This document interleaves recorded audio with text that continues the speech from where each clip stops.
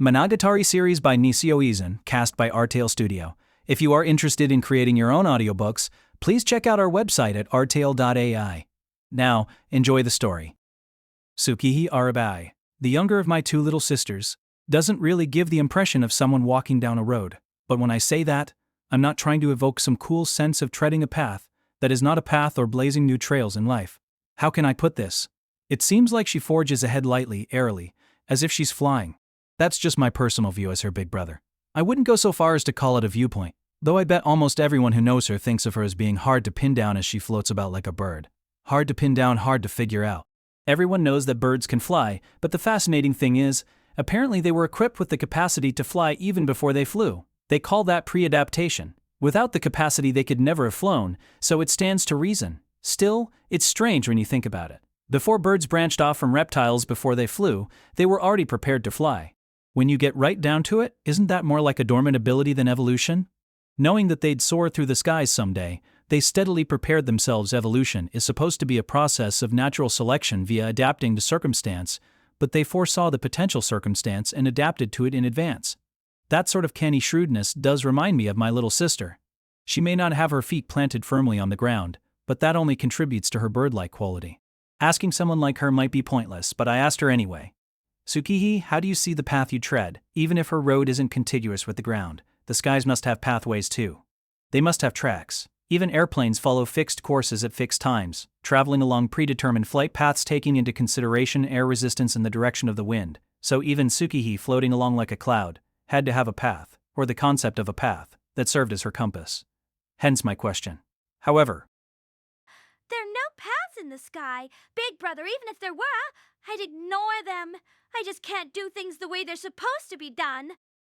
my little sister was even more of a risk than I'd imagined. If she was dead set on being a bird, not an airplane, then getting sucked into the engine of a jet and causing a major accident almost seemed like a certainty. Welcome home, big brother. Hi, Tsukihi. Back early, huh? I've got goodies. You want some? Goodies? Yeah, I'd love some. I've got tea, too. Well, aren't you thoughtful? I've got something I need to talk to you about, too. I'll have some of that as well. Hey. And so I was cajoled into listening to what Tsukihi had to say. Such a fluid delivery, truly a rare bird of a strategist, though this time I'd left myself wide open. Always a mistake to be too amiable with my sister. In any event, my defenses were down because I'd just gotten home from school, and Tsukihi ambushed me, one day in October. Enjoying the tea and cake she'd set out in our living room, I found myself lending an ear to her, like with Karen the previous month. Both of my little sisters were starting to communicate with me like they'd used to, which was in itself a welcome turn of events. And I'd be lying if I said it didn't make me happy, but it was also getting in the way of my exam prep. Well, it was hard to imagine that Tsukihi's issue would be as sensitive as Karen's and something I'd want to help out with. As far as I could tell, Karen was the driving force behind the Fire Sisters game of Defenders of Justice, and Tsukihi was just along for the ride. I was pretty sure her problem was asinine. No doubt we'd have it sorted out before the tea and cakes were even finished. The cakes were the real deal. She must have brought them home from the school tea ceremony club supply. Wondering if they could be lumped under the general heading of sweets, I nonetheless ignored etiquette and started grabbing them and popping them into my mouth. I say ignored, but damned if I know the proper etiquette. Okay, dear brother. My dear brother. Keep it simple, stupid. I'm doubling the respect I'm showing you. So, about this thing. Keep it brief. I'll stay as long as these delightful cakes hold out. Now, can you put your big brother to good use? Do you believe in ghosts? Ghosts? If I have to say, I generally don't. They're just an excuse to disappear some donuts. Why? Did you hear something from Sengoku? I probed, not sure how candid I should be with my little sister. Given her information network keeping tabs on the happenings in this town over the past 6 months regarding that swindler or anything else, wasn't all that hard. But how much of it would she swallow even if she found out about it?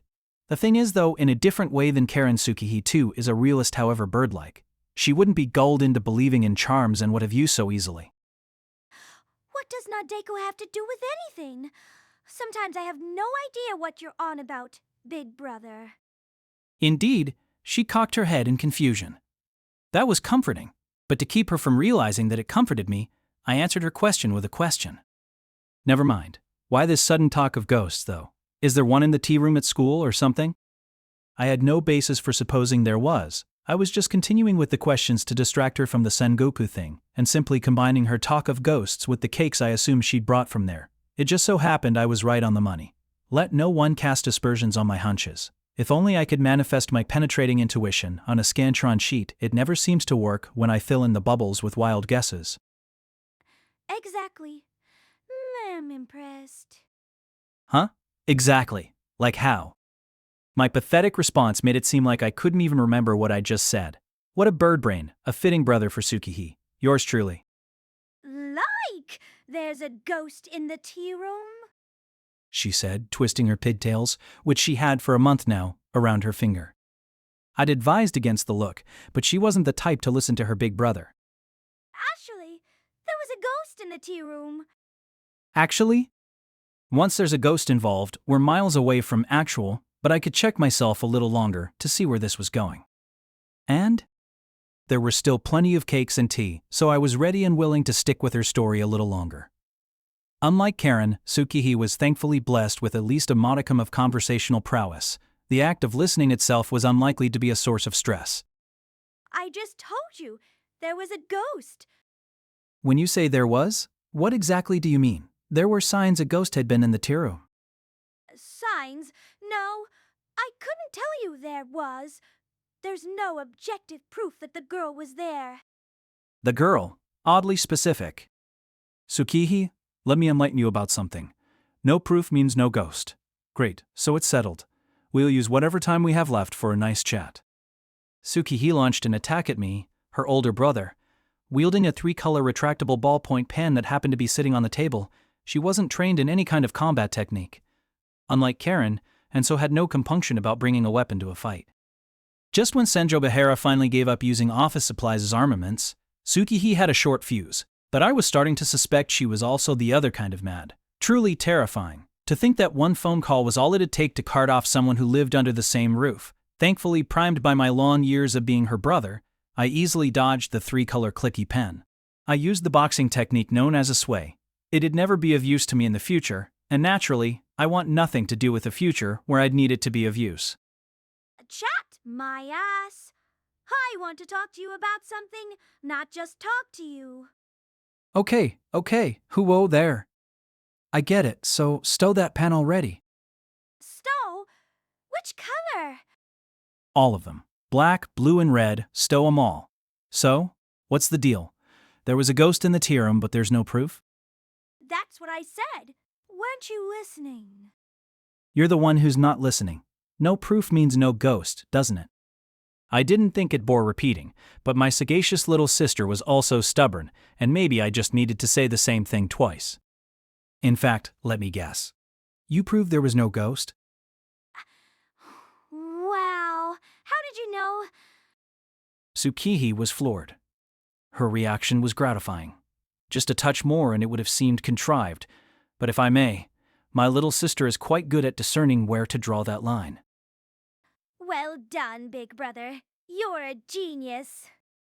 I'm no genius. All it took was a little hard work. By contrast, I tend to get carried away and step right over it. Well, in this case, it was less about hard work and more about having accumulated XP as a big brother. I can sort of tell what she's likely to do. You never know what she might be getting up to, but at the same time, I know how you never know what she might be getting up to. There's a high degree of randomness to her behavior, but I have some sense of its general orientation. Thanks to that, I can apply the brakes. Karen's similar, but the problem with her is that her speed and power are of a different order of magnitude. I can try to stop her, but a road closed sign means nothing to her. She blasts right through any roadblock. True, Tsukihii might soar right over it, but that's what nets are for. I bet the story went something like this. Whether it was a so-called school ghost story or more like the 7 wonders of campus. Rumors had sprung up about a spirit haunting the Chuganoki Second Middle School Tea Ceremony Club's venerable tea room, and Tsukihii set out to investigate, probably as private citizen Araragi rather than as a member of the Fire Sisters. And she resolved it. Resolved might be the wrong word when the truth is that there was no it, but anyway. She gathered evidence and testimonies and demonstrated that no spirit haunted the tea room. There is no ghost there, she concluded, more or less. Through plain old intuition, or something sub-intuition, I'd hit upon the notion that a ghost lurked in the tea room. Meanwhile, on my honor as a big brother, the above conjecture must be more or less correct. That would also raise some questions, though. If I was right, what the hell did Tsukihi want to discuss with me? Wasn't the issue, the case, already closed? This girl doesn't exist, and never did. That was the punchline. We could call it a day with a simple, nice one, Tsukihi. Maybe she wanted me to lavish her with praise? I'd feel awkward praising my little sister. Yet, if that was the right epilogue, well, I don't know about in ages past, but these days I had no real objection. Well done, Tsukihi, you're a genius. You're missing the point. I've got a problem. I thought she'd be as pleased as I was if I praised her in the same way, but nope, her face just clouded over. What should I do, big brother? About what? Come on, like you said, I explained, logically, that there was no ghost, but nobody believes me. Everyone believes in the ghost, instead gripped Tsukihi, sipping her tea. There's a game called Square. Well, it doesn't have much entertainment value. Or, as we'll see, it's a group activity that doesn't pass muster as a game, but it's famous, so I'm sure everyone will have heard of it, even if I don't go into it here. That said, it's kind of my job to go into stuff that everyone must have heard of. So here's a bare-bones description. The field, or scene, is often a cabin on a snow-covered mountain during a blizzard, and the players are 4 stranded climbers.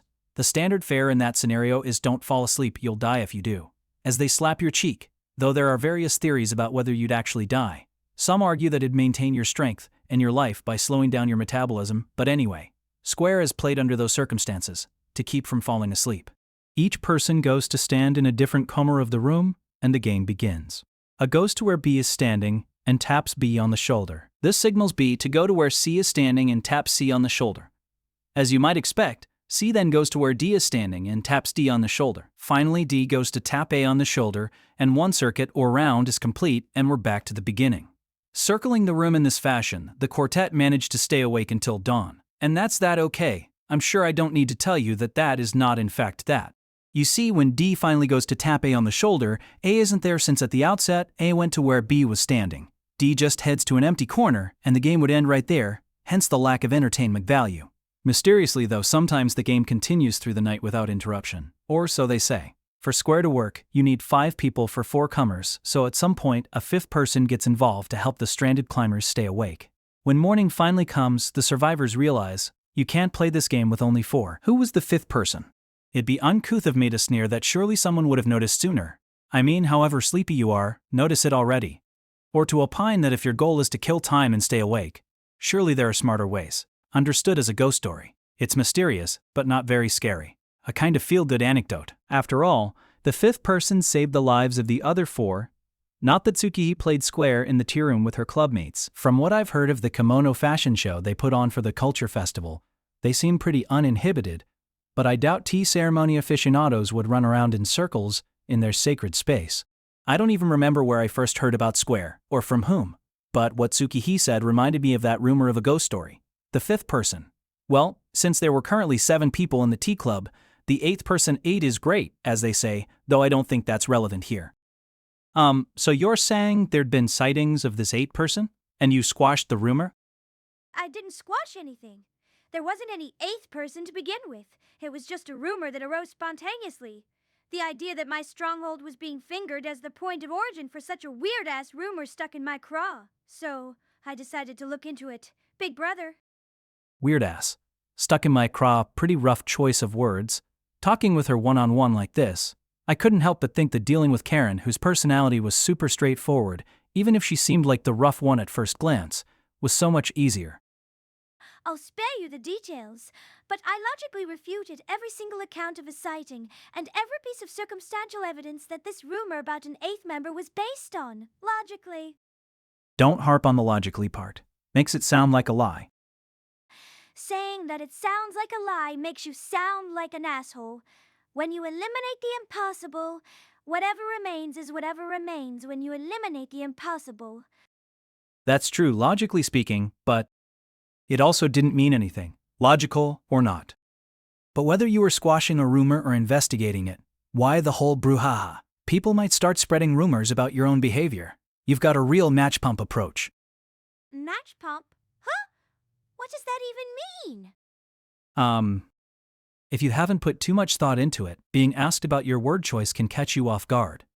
In my case, since I don't have a particularly large vocabulary, I occasionally use expressions because I like the way they sound without really understanding what they mean, which sometimes leads me to realize that I've been using them wrong. In order to keep a smug look off my sister's face and maintain my dignity as her older brother, I had to give a proper explanation. Match, as in a match you light a fire with, the kind you strike. The pump is like a water pump, so match pump means you light something on fire and then put it out yourself. I understand the pump part, but what's a match? Are matches that obscure? Was it a generational thing? I explained to her that it's like a lighter. The mechanism is totally different, of course, but she'd get the general idea. In other words, like Miss Hanakawa. No. In other words, like you. Don't criticize Hanakawa. I'm not being critical. I'm being supportive, really supportive. I'm a real Hanakawa supporter, and a real me supporter too. I'm pretty sure you're the biggest you supporter around. I'm so supportive, I'm like Atlas. By match pump approach, you mean I always take responsibility for my own actions, right? Tsukihi's one hell of a spin doctor, I'll give her that. She was gonna need a different kind of doctor when I was through with her. Though, and damn it, she ended up with a smug look on her face anyway. If she always took responsibility for her own actions, why come to me for advice like this in the first place? Wait, no, Tsukihi's always dumping her difficulties, troubles, and disaster cleanup on me or whoever else. We're always wiping her ass for her, so in that sense, she's in no way someone who takes responsibility for herself. The story was already over. This rumor of the 8th member of the Tea Ceremony Club was already officially disproven thanks to Suki's independent investigation. So the story was over. The matter had been resolved. The tale had ended. She'd taken full responsibility. Nevertheless, she needed to talk to me. So here's the thing, big brother. The cute lie, sis character Suki. Nah, you're only a little sister character to me and Karen. To everyone else, you're just some girl. What?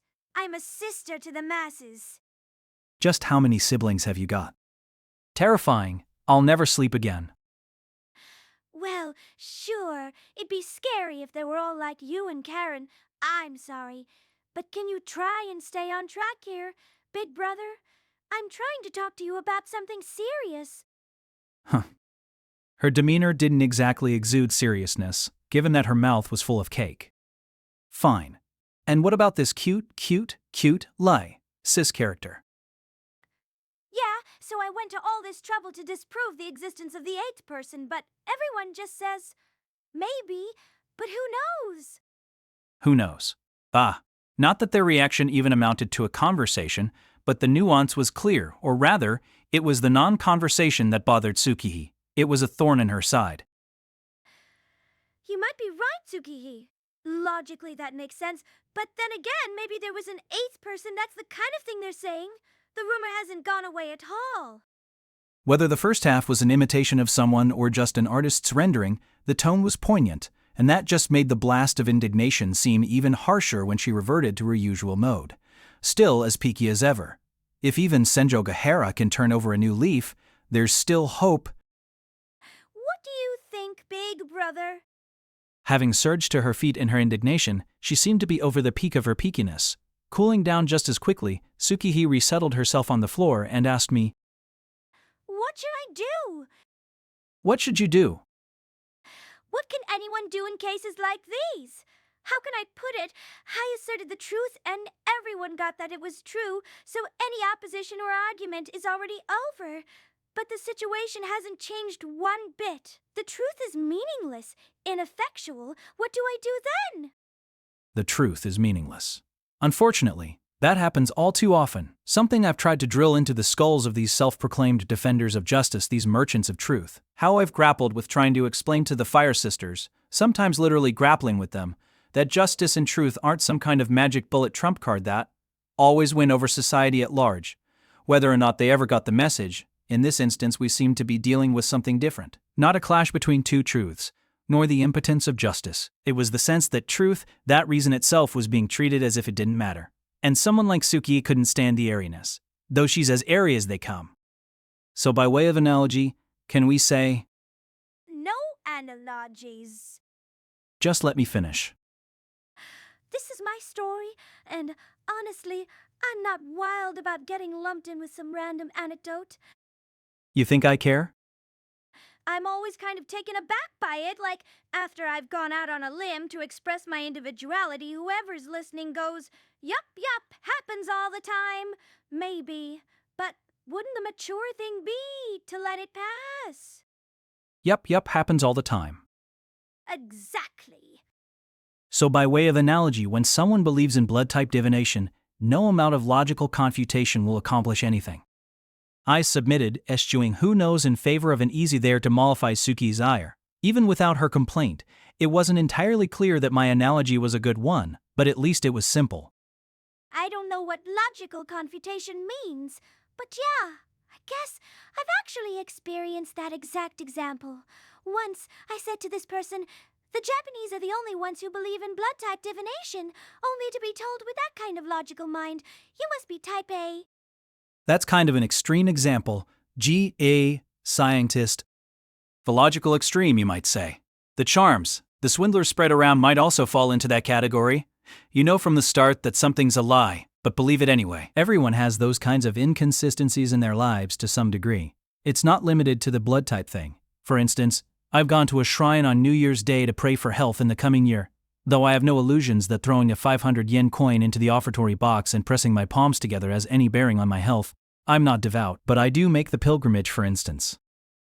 Tsukihii-chan thinks type B gets the short end of the stick in those personality tests. Don't call yourself Tsukihii-chan. Are you a toddler? You don't complain when Nadeko does it. Seriously, though, I think there are tons of type B and AB who's scarred by that personality test stuff. It really goes to show you how minorities get crapped on. Interesting. The whole thing would be a lot less popular if type A got crapped on, that's for sure. What's it called? Labeling theory. Personality classifications, according to blood type, get drummed into kids from a young age, so they end up growing into the personalities associated with the blood types. Nope. Labeling theory is something else. It's seeing type A people as embodying what we expect of a type A personality. We start off knowing that someone is type A, so they start to seem that way. It's like we're slapping them with a letter and not just a label. But the issue here isn't whether blood type actually determines anything about you. Most people don't really believe it, but they get a kick out of fortune-telling and personality tests anyway, right? Not that it's a real issue, but what it is entertainment. It's like a game. In which case, telling someone who enjoys it that the Japanese are the only ones who believe in fortune-telling by blood type is totally uncool, or depending on how you look at it, harassment. And it's not just blood type, it's probably the same with astrology, palm reading, all that stuff. I have a hard time believing that people actually base their life decisions on fortune-telling the way rulers did in antiquity. Yeah, same as with monsters and ghosts and UFOs. As you can see, I'm a rational girl, right? Endowed with an analytical mind and androgynogen charms. I'm not so sure about that last part. What does androgynous charm even mean? At this point, isn't that kind of an anachronism? Or is it just a question of anatomy? I'm a rational person. She continued after that digression. So when I saw everyone losing it over a ghost, I automatically felt like I had to do something to calm everybody down. It seemed like they all wanted me to, and they even cooperated with my investigation. But when I actually came back with an answer, they just smirked at me, or tried not to laugh or whatever. They didn't argue and heard you out, but kept right on clamoring about the 8-person? Bingo! Well, she wasn't androgynous, and judging from her usual peakiness, she wasn't too rational either, but I knew her well enough to know that that wouldn't sit well with her. It wouldn't sit well. That is, she couldn't sit back and let people completely ignore her endeavor, but mostly, she found it inexplicable. Why? How? After learning that they were mistaken, that they'd been incorrect, that it wasn't true, why would they refuse to revise their understanding of the situation? How could they keep on enjoying it without adjusting their attitude at all? But the real problem was that while I totally got how Suki's stance felt precarious, up in the air, in the face of her unyielding clubmates, I didn't know what I could do about it. In actuality, this tale of an aberration, this ghost story, had already been taken care of thanks to her own resourcefulness and talent. She couldn't possibly be telling me to strong-arm the other 6 members of the Tsuganoki Second Middle Tea Ceremony Club, though. My little sister Araragi might be prone to clubbing me over the head with unceremonious requests, but even she wouldn't go that far. That'd be asking for trouble. A high school senior busting into a middle school and childishly browbeating 6 students into submission, that would be as uncool as it gets, the very embodiment of harassment. I'd be guaranteed a severe tongue lashing, but Tsukihi's subsequent standing with the tea club would likely be the nadir of her young life. She'd go down in history as the little sis character with a monster brother, rather than monster parents. That'd be the end of the heroic tale of the Fire Sisters. In which case, when she said she needed to talk to me, maybe she wasn't looking for answers and just wanted to gripe. If so, I'd already fulfilled my role. If I tried to leave now, would she wield the point of that 3-color pen at me again? Wield it in a manner unique to my little sister and the old Senjo Gahara? Listen, Tsukihi. I decided to make my move and get to the point. Not of the pen, mind you. I only fence with words. What is it you want me to do? Huh? What kind of a question is that, big brother? Have you not been listening? Oh, wipe that surprised look off your face, and that hostile tone of voice isn't going to get you anywhere either. She reprised her 3-color ballpoint pen attack. I somehow managed to dodge it again, but my skin nearly ended up looking like a tricolor flag. Well, given the way those pens are constructed, I guess it'd be impossible to get me with all 3 colors in one blow. Worried it might be dangerous to get up and leave without warning, I'd asked her straight out like that, but unfortunately I was painted into a corner. Game-wise it was checkmate. It had been my fate to be attacked. Keep spouting bullshit, big brother, and you'll get the tricolor penalty. What is this, the French Revolution?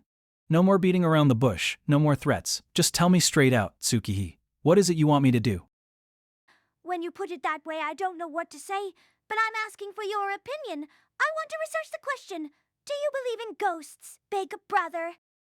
We were back where we started. I'd assumed that her question was just a conversation starter, a lead into the topic at hand, but apparently I was wrong. In fact, we'd started with the main event, there'd been plenty of threats and beating around the bush afterwards, but the topic at hand had been on the table right from the start. The conversation began to get complicated when I accidentally hit on the specifics of the situation, but in essence her question was a simple one.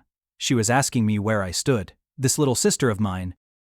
Come to think of it, while I'd been turning the matter over in my mind, I had yet to voice any kind of answer to that simple question. Because it was actually a hard question to answer. I couldn't just blurt something out. I could tell Tsukihi what she wanted to hear, of course, but someone might be listening. The walls have ears, the hills have eyes, and in my shadow is a vampire. Come on, big brother. What's the hold-up? It's a simple yes or no question. That's where you're wrong, Tsukihi. You'll find that in life, questions can't always be taken care of with a simple yes or no. Oh, yeah. If you like, I can take care of you right now with a simple yes or no. She had her tricolor ballpoint pen at the ready, or should I say guillotine. Seemed like a preview of what might happen if she didn't like my answer, in which case the only option left to me was to tell her what she wanted to hear. Well, with the tea cakes just about finished, and my teacup empty for ages, maybe I ought to shake my head no and take off. I had plenty of studying to do after all. I answered Tsukihi's question. No, I don't believe in ghosts. You're right. And the other members of your tea club are wrong, I guarantee it. So don't let it get to you. You know you're right. So stick to your guns, keep doing what you're doing. In the 10+ years since my little sister Tsukihi was born, I'd never said anything so supportive towards her. But I did now. That's what I thought, but it still bothers me. Not changing your tune even when someone guarantees that you're right? Not so different from those other people, are you? Are you? Not so different. Everyone has that side to them, of course. Just as in real life, questions can't always be taken care of with a simple yes or no. The reality of human sensibilities and emotions isn't always as simple as right or wrong. People might be shown what's correct and what isn't and still opt for the latter, knowing full well what they're doing. And in the course of everyday life, sometimes you can't help but worry about things that are pointless to worry about, as Tsukihi was currently in the process of discovering. The advice I gave her basically amounted to embracing the idea that there's no point in worrying about it, so don't. While there might be someone somewhere in the world who can do that, it's basically impossible for the rest of us. We regret things that are pointless to regret, and we keep on saying things that are meaningless to say. Human life boils down to that brand of hopeless monotony. I recalled the matter Karen had come to me about the previous month, the inconspicuous old tree growing behind her dojo. Thinking back on it now, how many of the students actually thought the old tree was freaky? How many of them were actually frightened? Them too. They must have realized that their own reaction to hell with this old tree, cut it down, was excessive and known they were over the line. But that feeling had been unstoppable. It never stopped until it ground to a halt thanks to Hanakawa's proposal. Changing how you feel, switching mental gears is no easy thing. It might even be utterly impossible. This might sound overblown, but it's really more common than you'd think. Take hyenas, for instance. We have a negative image of them, right? They can't seem to shake their reputation as cunning creatures that scavenge a lion's kill, snatching whatever carrion they can get. But hyenas actually do their own hunting, and if anything, it's the male lions with their big manes that are often too lazy to hunt. Listen, I'm not trying to show off my knowledge of trivia here. I mean, this isn't trivia. It's the kind of thing that people who know stuff know without having to go to the trouble of looking it up. Just common knowledge, and yet it doesn't make any inroads, doesn't ripple out into the general consciousness. Once a perception of something has taken root, once it's got a label slapped on it, that never goes away even after the truth comes out. People go on with their lives pretending that they don't know they're wrong. I wonder why. People avert their eyes from inconvenient truths, Araragi-senpai. The next day, at the Kanbar residence. To give a slightly more detailed description of the situation, the next day I went to Kanbaru's to clean her room, a kingdom descending anew into chaos that I was attempting to restore, and as always showing no inclination whatsoever to help. That was the answer she gave from the hallway. What was it called? Senjogahara-senpai told me about it. Something bias. Even in emergencies, people refuse to accept inconvenient information and keep on telling themselves, "I'll be okay." Maybe this isn't the same. Since in this case, maintaining a belief in monsters in the eighth person doesn't actually put the Tea Club members at ease or benefit them. But isn't believing in monsters, even though it's illogical, more fun than logically denying their existence? Sure, it's a bit different from people's views of hyenas, but don't you think that might be what's going on here? Kanbaro and I shared an understanding of so-called aberrations of demons, and monkeys and snakes that Tsukihi lacked, so we were able to have a somewhat more in-depth discussion. What Senjogahara was talking about was probably normalcy bias. There you go again, calling her by her last name. There's no need to try and keep up appearances with me. Why don't you just call her Hitagi like always? Not with other people. Wait, I never call her that. Oops, it wasn't Hitagi? Was it leggings? Why'd I call her that when she doesn't wear leggings? Anyway, in terms of the fun factor, from what I understand, the Tea Club members aren't enjoying this rumor about the eighth member all that much. That. What exactly is the rumor? If Tsukihi's already dealt with the tale itself for this aberration, maybe there's no point in hearing it. But depending on the details, we might actually find a satisfactory explanation. From the hallway. Seriously, how did it make her feel, standing in the hallway with her arms folded, watching her senpai clean her room? Or maybe that kind of thing doesn't faze rich people. Seems like appropriate behavior for a monarch, sure. Araragi-senpai, what if it's like the case at Karen's dojo you were telling me about? The students were able to accept the tree once they thought of it as a guardian deity, right? Wasn't this eighth person like that? The tea ceremony club's eighth member. Turns out to be the god of the tea ceremony. The god of the tea ceremony? Who would that be? Though I've heard of the god of tea, and maybe some tea-related apparitions. No, it isn't like that. Well, I only know a few tidbits, and I'm an outsider when it comes to their school, so I can't say for certain, but as a ghost story, I think this one falls under the creepy heading. Give me the full rundown then. I'm listening. Getting a little imperious, aren't we? Acting like she's the ace of the basketball team, come on. You're no longer an ace or a star. You're nothing but a popular girl. Okay, I suppose that's reason enough to be imperious. Like I said, I only know a few tidbits, so I can't give you the full rundown. But maybe a school ghost story got adapted from its original form. Adapted, or applied to a tea ceremony club. And what's the original ghost story? I think it's the kind where there's an extra classmate, like a class of 30 suddenly has 31 students, but you don't want to be the one to notice, because then you trade places with that person, and have to carry on as the unnoticed 31st student, watching helplessly as the original 31st student cozies up to all your former friends. The replacement type. Or is it the spirited away type? Scary either way. Commented Kenbaro, hardly sounding afraid. I mean, it's a scary story, but not the kind that could scare a high school student. So applying it to their own situation, they started to sense the presence of an eighth member. In which case, maybe I was wrong. What kind of story did you think it was? Well, even if it's not a guardian deity, wouldn't some sort of leprechaun be pretty fitting? A traditional Mizuzashiki sitting area seems perfect for a Zashiki Warashi. And if the eighth member was an aberration that brings good fortune, then no matter how logically Tsukihi refuted its existence, the others would want to keep on believing. True. If it was a Zashiki Warashi, in that case, it wouldn't just be about the fun factor, since driving one out brings down ruin on your household, but that's not what we were dealing with. In fact, the gist, or the highlights, or the come on, of this ghost story was that the eighth member might replace you, and that you yourself might vanish. You'd want to disprove it. That'd benefit them more. In which case, this is something else Senjo Bahara-senpai told me about, but maybe we're dealing with deviance amplification rather than normalcy bias? If 9 out of 10 people agree about something, even if it's incorrect or irrational, it seems correct and rational and the 10th person appears to be wrong, maybe we should call it majority rule. It's hard to change your opinion in the face of that kind of pressure. Majority rule, huh? Senjo Gahara herself doesn't side with majorities, but maybe that's why she's so knowledgeable about the theories behind them. She stands apart from the illusion of consensus. Still, it's a little extreme. You'd think at least one other member would agree with Tsukihi. That'd make things a lot easier. With 7 members of the tea ceremony club, the majority rule stood at 6 against 1. 6 against 1, definitely not great odds, but if the ratio were 5 against 2, she might have a fighting chance. If she could form a faction, it'd be harder for the group to ignore her. If that wasn't enough, one more would certainly do it. 4 against 3, that'd be a proper fair fight. Right now, my little sister's in a pretty disadvantageous position because that ain't happening. It's stressing her out. What's her current mindset? We're not talking about the illusion of consensus, but it must be quite a burden. Is she starting to think maybe she should just go along with the others? The fact that she isn't is what's so amazing about her. Or where she's biting Senjo Gahara's style, unlike my girlfriend though. Tsukihi generally likes group activities. She's like the poor man's Senjo Gahara. Don't call your own little sister a poor man's anything. Anyway, the situation isn't as urgent as it was with Karen. Things aren't so severe that accepting or denying the existence of this 8 member is going to be the end of the club. It's not going to destroy any friendships, it's just that she's hit a wall. A wall?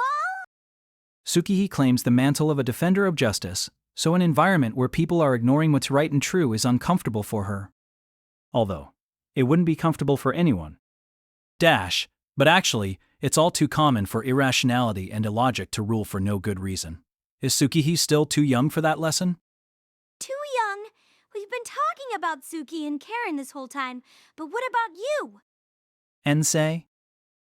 Whose side are you on this time? This time it's not a question of allies and enemies.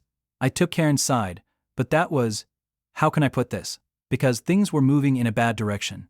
I did what little I could, though maybe it was too much. Except that little push actually came from Hanakawa-senpai. Her travails never end, do they? Even in the second term, there was that thing with the tiger. Well, it's a tad bit tough to tell from the tidbits you've told me, but nothing seems to be affected by believing in the 8th member, or affirming its existence. It's just about how people feel. Yep, about how people feel. But whatever else you might say, they're impressively strong-willed, my little sisters. Both of them. Not that I'm taking sides, but if it were me, if I were a member of the tea club, I'd totally cave and go along with everybody else. It all becomes clear. The 8th member was you all along, wasn't it, Araragi-senpai? What the hell? Don't go confusing the issue. Anyway, I began to wrap things up. Apologies to Tsukihi, but this was basically the stuff of idle chatter. It wasn't something I wanted to talk about forever, and I was anxious to move on to the next topic. Experiencing that kind of nonsense builds character. It'll be useful for her down the line. Nonsense! Ha! Tsukihi could not have been more sensible, which makes me want to take her side. When do you ever not want to take a cute girl's side, Kanbaro? It's got nothing to do with cuteness. I mean, the other 6 club mates might be cute too. What a thing to be considering. This whole time, was she factoring in the other girls' looks? The question of who is cuter, Tsuki, or the others, the so-called Schrodinger's pussycat. So-called? Never even heard of it. Take your so-calling more seriously. But don't you feel the same way, you and me? She looked first at her bandaged left arm, and then at my shadow, as I cleaned her room. We know aberrations. We know nonsense, irrationality, absurdity, which is exactly why I want to take Tsukihi's side in this. Your little sister who tried to deny the existence of aberrations and martyr herself to reality. Need? Oh, I hope it's clear I'm not trying to deny Shinobu's pride of place. Her cuteness is indescribable. Truly, she is Schrodinger's imp. Don't call her an imp. What kind of a truly is that? Give me something a little trillier. Trulier? But sure, when you put it like that, I guess I agree, but still, there's nothing we can do, is there? There's nothing we can do for her, is there?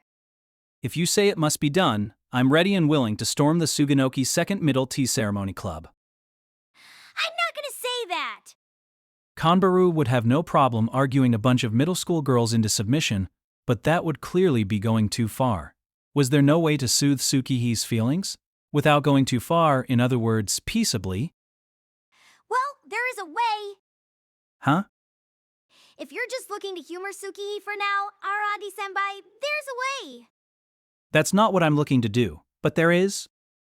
Huh! I mean, I'm with you. I agree that Tsukihi's too young to face this reality head-on, though there's one little problem with my solution. A problem? That doesn't sound good. What's this problem? Ultimately, it's going to involve fooling her. So, Araragi-senpai, do you have any objection to lying to your little sister? Haha. As if. The epilogue, or maybe the punchline of this story.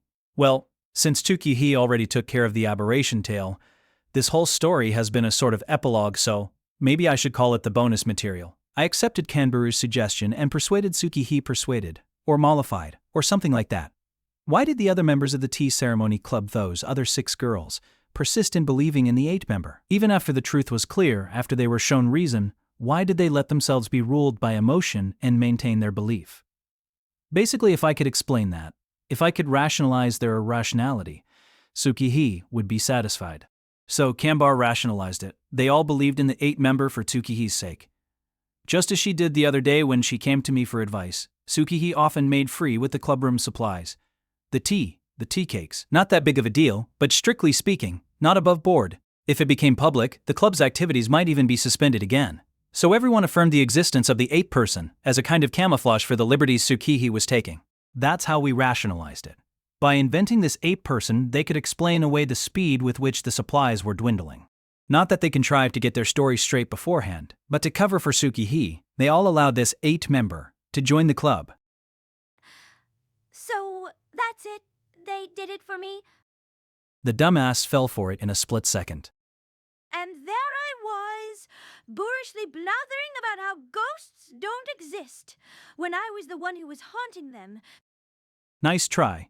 Well, the truth was probably completely different. But even if this lie were the truth, Tsukihi was accommodating enough to go along with it. Okay, I'll buy it. I'll drink the Kool-Aid, or in this case, the tea. And just like that, she seemed to forget about the whole thing. Huh. The other members of the club, or you, was Tsukihi buying it from? What would Obi Oshino have to say about roads? I've yet to hear her, this niece of Meme Oshino's, say much of anything on the subject. Intersections and traffic lights, sure, but she's kept mum on the topic of roads themselves. Well, she may have made some offhand remark about them in the course of one of our idle chats, but if she did, I don't recall it. Her words have a strange way of disappearing from my memory, and not just her words, her behavior, her appearance. They're all difficult for me to retain. Gone with the wind, just like a rumor after 75 days, everything pertaining to her vanishes as if it had never been there. However, we did have a conversation that I do remember, not about roads, not about roadways, but about road construction. It wasn't even all that recently, and yet I remember it like it was yesterday. Araragi, senpai, sorry if I sound political, but in our society, roads mainly seem to be a means of creating jobs and stimulating the economy, don't they? What with all the maintenance, repairs, and construction? That's what she said. She, Obi Oshino, in an all-knowing tone that reminded me of her missing uncle. A philosophical tone quite unlike what you'd expect from a high school student, and your junior to boot, though her resigned air did set it apart from Oshino's brand of incisiveness. The desire to balance good and evil, positive and negative, light and dark, on the other hand, her insistence on maintaining neutrality. That was Oshino to a T. Not so much a space for walking or running. The engineering project itself is what makes a road a road. In the modern world, the goal of roadways lies in the very act of opening up the path. It's like living for the sake of being alive, she went on. Even if it's a road that not a single person will ever walk down. It doesn't matter. The act of creating a road where there wasn't one before is enough to give it meaning. Building a road that no one will ever walk down. Building a road that no one will use. And then rebuilding it when it goes to seed or falls apart, as many times as is necessary, repairing it ad infinitum. Filling in every crack that opens, washing away whatever filth collects maintaining it as a road. What do you think, Araragi-senpai? Do you think it's meaningless to build a road that no one will walk down? To build a road that no one will walk down. Such a road, do you think it's meaningless? Maybe you do it, that Araragi-senpai. After all, my uncle tells me you've got a tendency to look for too much meaning in everything. But I'm not saying that it's meaningless. I'm just saying that it's wrong. Wrong. Did she mean wrong as in different or wrong as in mistaken? I couldn't tell, so I didn't answer her question and instead toured it around on her. What do you think? Was it, or was it not, meaningless to build a road that no one will walk down? Grinning cheerfully, Ogi Oshino, was all too happy to answer my question.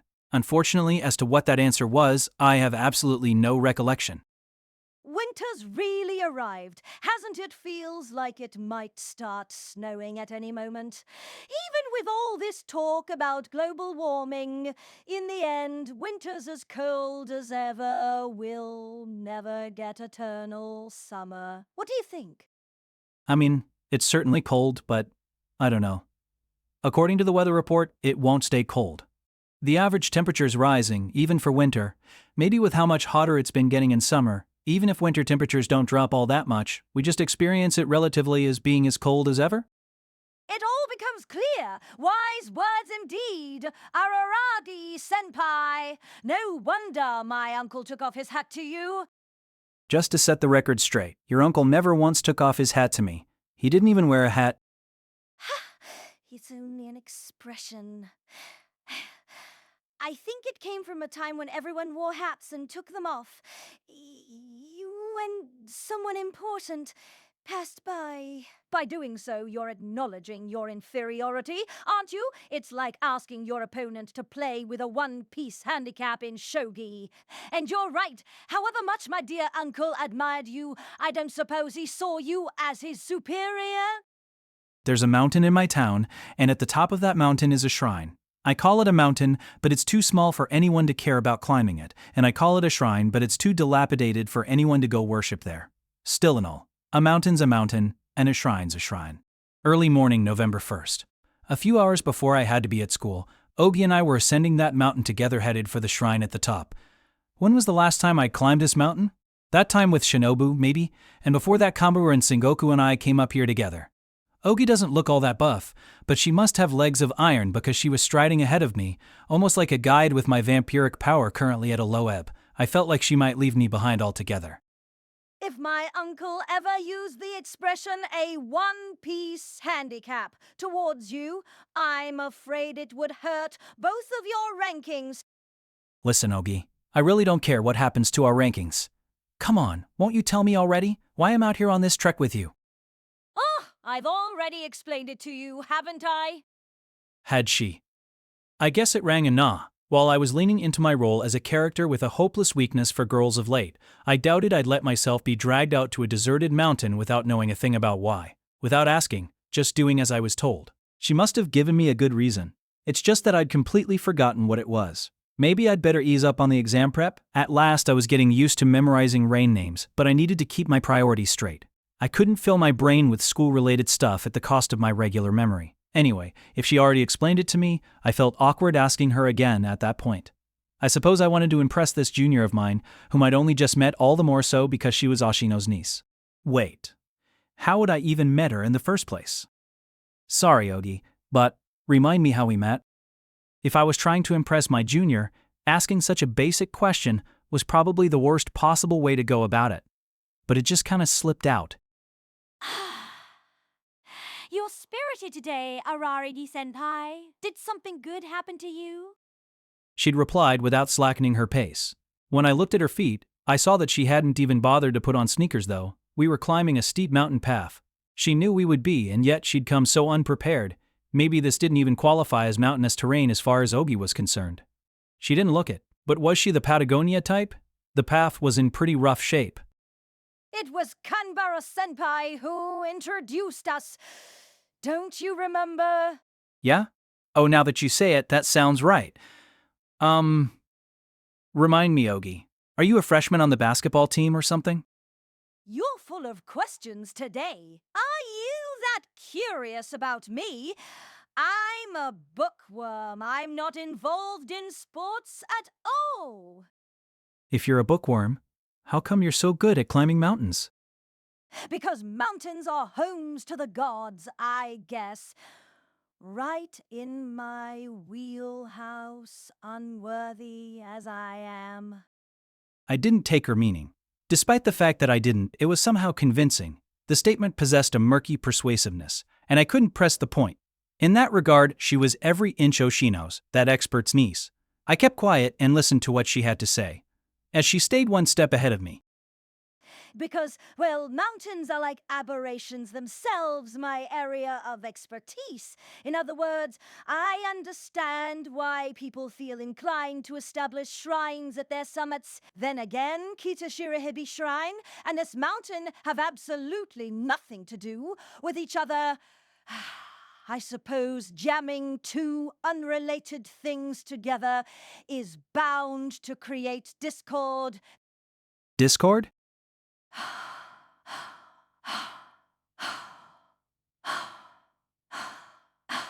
Because I couldn't think of a more appropriate word, but it isn't as drastic as all that. Usually, any mistakes in the initial configuration aren't hard to correct. Are you saying that when they built this shrine here, way back when, someone made a mistake? Even if they had, is what I'm saying. I'm talking about trying that idea on for size. A first fitting. What I'm saying, Araragi-senpai is something like this, for instance. Right now, you're feverishly devoting yourself to your exam prep because you want to go to the same school as your sweetheart, but say you and Miss Senjogahara broke up. What would you do? Would you give up on your studies? That's an unpleasant for instance. The way she bluntly made insensitive remarks in spite of her impeccable manner of speaking really jibed with the notion that she was Canberry's junior. I don't think you would. You might shoot for a different school, but I don't think you'd throw away these long months of hard work. Or rather, I don't think you'd throw the baby out with the bathwater. Am I wrong? You're implying that I made a mistake when I started going out with Senjogahara. Ease up, Ogi. I'm afraid I can't. I'm not an easygoing person, as you can see. Though if I've offended you, I'm sorry. It's a purely hypothetical example. Anyway, I have faith that no what-if scenario can truly offend you, Araragi-senpai. Well, taking her to task over every little analogy certainly wouldn't make me seem like a very tolerant senpai. I assume the point Ogi was trying to make was that your original goal isn't the be-all end-all, to borrow her analogy. It's true that I started my exam prep with the overriding goal of going to the same university as Senjogahara, but that doesn't mean that's still my only motivation, let's say. It's an unthinkable, let's say, but even if things don't work out between me and Senjogahara, I'm not sure I could ditch out on the grudging enjoyment I found in studying, partly because I'd hate to let all my hard work go to waste as in the Concord effect. But that's definitely not the only reason. Hey, Ogi. What is it? Are you angry after all? That's a real shame. I wasn't trying to make you angry. In fact, I spoke with the best of intentions. No, listen, not angry. But what do you mean, the best of intentions? Weren't we talking about mountains and shrines, rather than my exam prep? This mountain and the shrine at the top of it? A mistake in the initial configuration. Yes, true. Only a malicious person would call it a mistake. Even if it was one, I think it's safe to declare the statute of limitations long past on that. Though the trend in society seems to be toward abolishing statutes of limitations for the worst crimes, she noted, and here my guide did stop walking and turned around to face me. I've come to fix that mistake. That's what she said. Her putative reason for currently climbing this mountain. Okay, sure, that did ring a bell. I felt like I'd gotten a more detailed explanation even. It was precisely because I'd found her reason convincing that I was there, with her, having eked out a moment's breathing room from my exam prep, and when I looked, she hadn't stopped so she could turn and face me. She wasn't waiting for me because my pace was flagging. It appeared that we'd reached our destination. Behind her stood a tumble-down torii. Behind it, then, was a sacred path where neither worshippers, nor gods now, walked, and farther behind stood a crumbling shrine hall. It wasn't anywhere close to time for a traditional New Year's visit, but at any event, our climb was at an end, and we arrived at that place of discord at Kitashirahebi Shrine. The subject of Kitashirahebi Shrine probably warrants a bit of extra explanation. Fate has seen fit to bind me to the place in some strange way, as I've already mentioned, but above and beyond that, it's a spot that lately, since spring break, to be precise, has become one of the hottest in town. Since spring break. Since Shinobu Oshino, in other words, since the vampire. It was about half a year ago that she came to our town. The arrival of a legendary vampire, a demon, beautiful enough to send chills down your spine. And the day the iron-blooded, hot-blooded, yet cold-blooded vampire arrived was a momentous one. I don't just mean that it was momentous to me, nor is that some rhetorical flourish to indicate that the existence of vampires in the real world is itself momentous. The mere fact that such a mighty aberration was on the move was enough to be big news in the industry. Maybe the analogy of a hurricane will make it clearer. The category and trajectory, speed and scale of any given hurricane will dominate the news cycle for as long as it lasts. There's a wealth of meteorological information out there, a wealth of meteorological phenomena, but is there any other kind of weather to which we give categories and even names? That's pretty much what it was. Shinobu Oshino's, the former Kiss-sought Acerolorian Heartunderblade's journey, was in and of itself a type of disaster. Which is why Oshino mobilized and put everything he had into disaster recovery. During his time here, he did come off as a grubby expert, collecting local ghost stories and urban legends and campfire tales, which is mostly how he makes his living, but he was also engaged in other work. In fact, as far as it goes, I directly assisted him first as a party involved in the vampire brouhaha, and then to repay my debt, in order to return our spiritually disarrayed town to its normal state. It was terribly disarrayed by the coming of a legendary vampire. I was asked to help rectify the center of that spiritual disarray. The center, or from what I heard, more like an epicenter, and it was here, at Kitashirahebi Shrine. People talk about urban air pockets, so borrowing that terminology, I guess you could call this place a rural air pocket, a gathering place for spiritual disarray, for all the bad elements that precede aberrations, but which can provide the raw material for their creation, a hangout, a haunt, you might say, a dumping ground. Not a blade of grass survives where a vampire passes. Such seemed the fury with which Shinobu struck, but if only that had been true. Because lo and behold, the byproducts, the after effects she left behind, turned out to be a real pain in the neck. Given the horrors, physical and mental, that I went through during those 2 short weeks when I myself was a vampire, I'm loath to admit it, but I can understand why those vampire expurgation experts went a little overboard in their enthusiasm to exterminate Shinokui.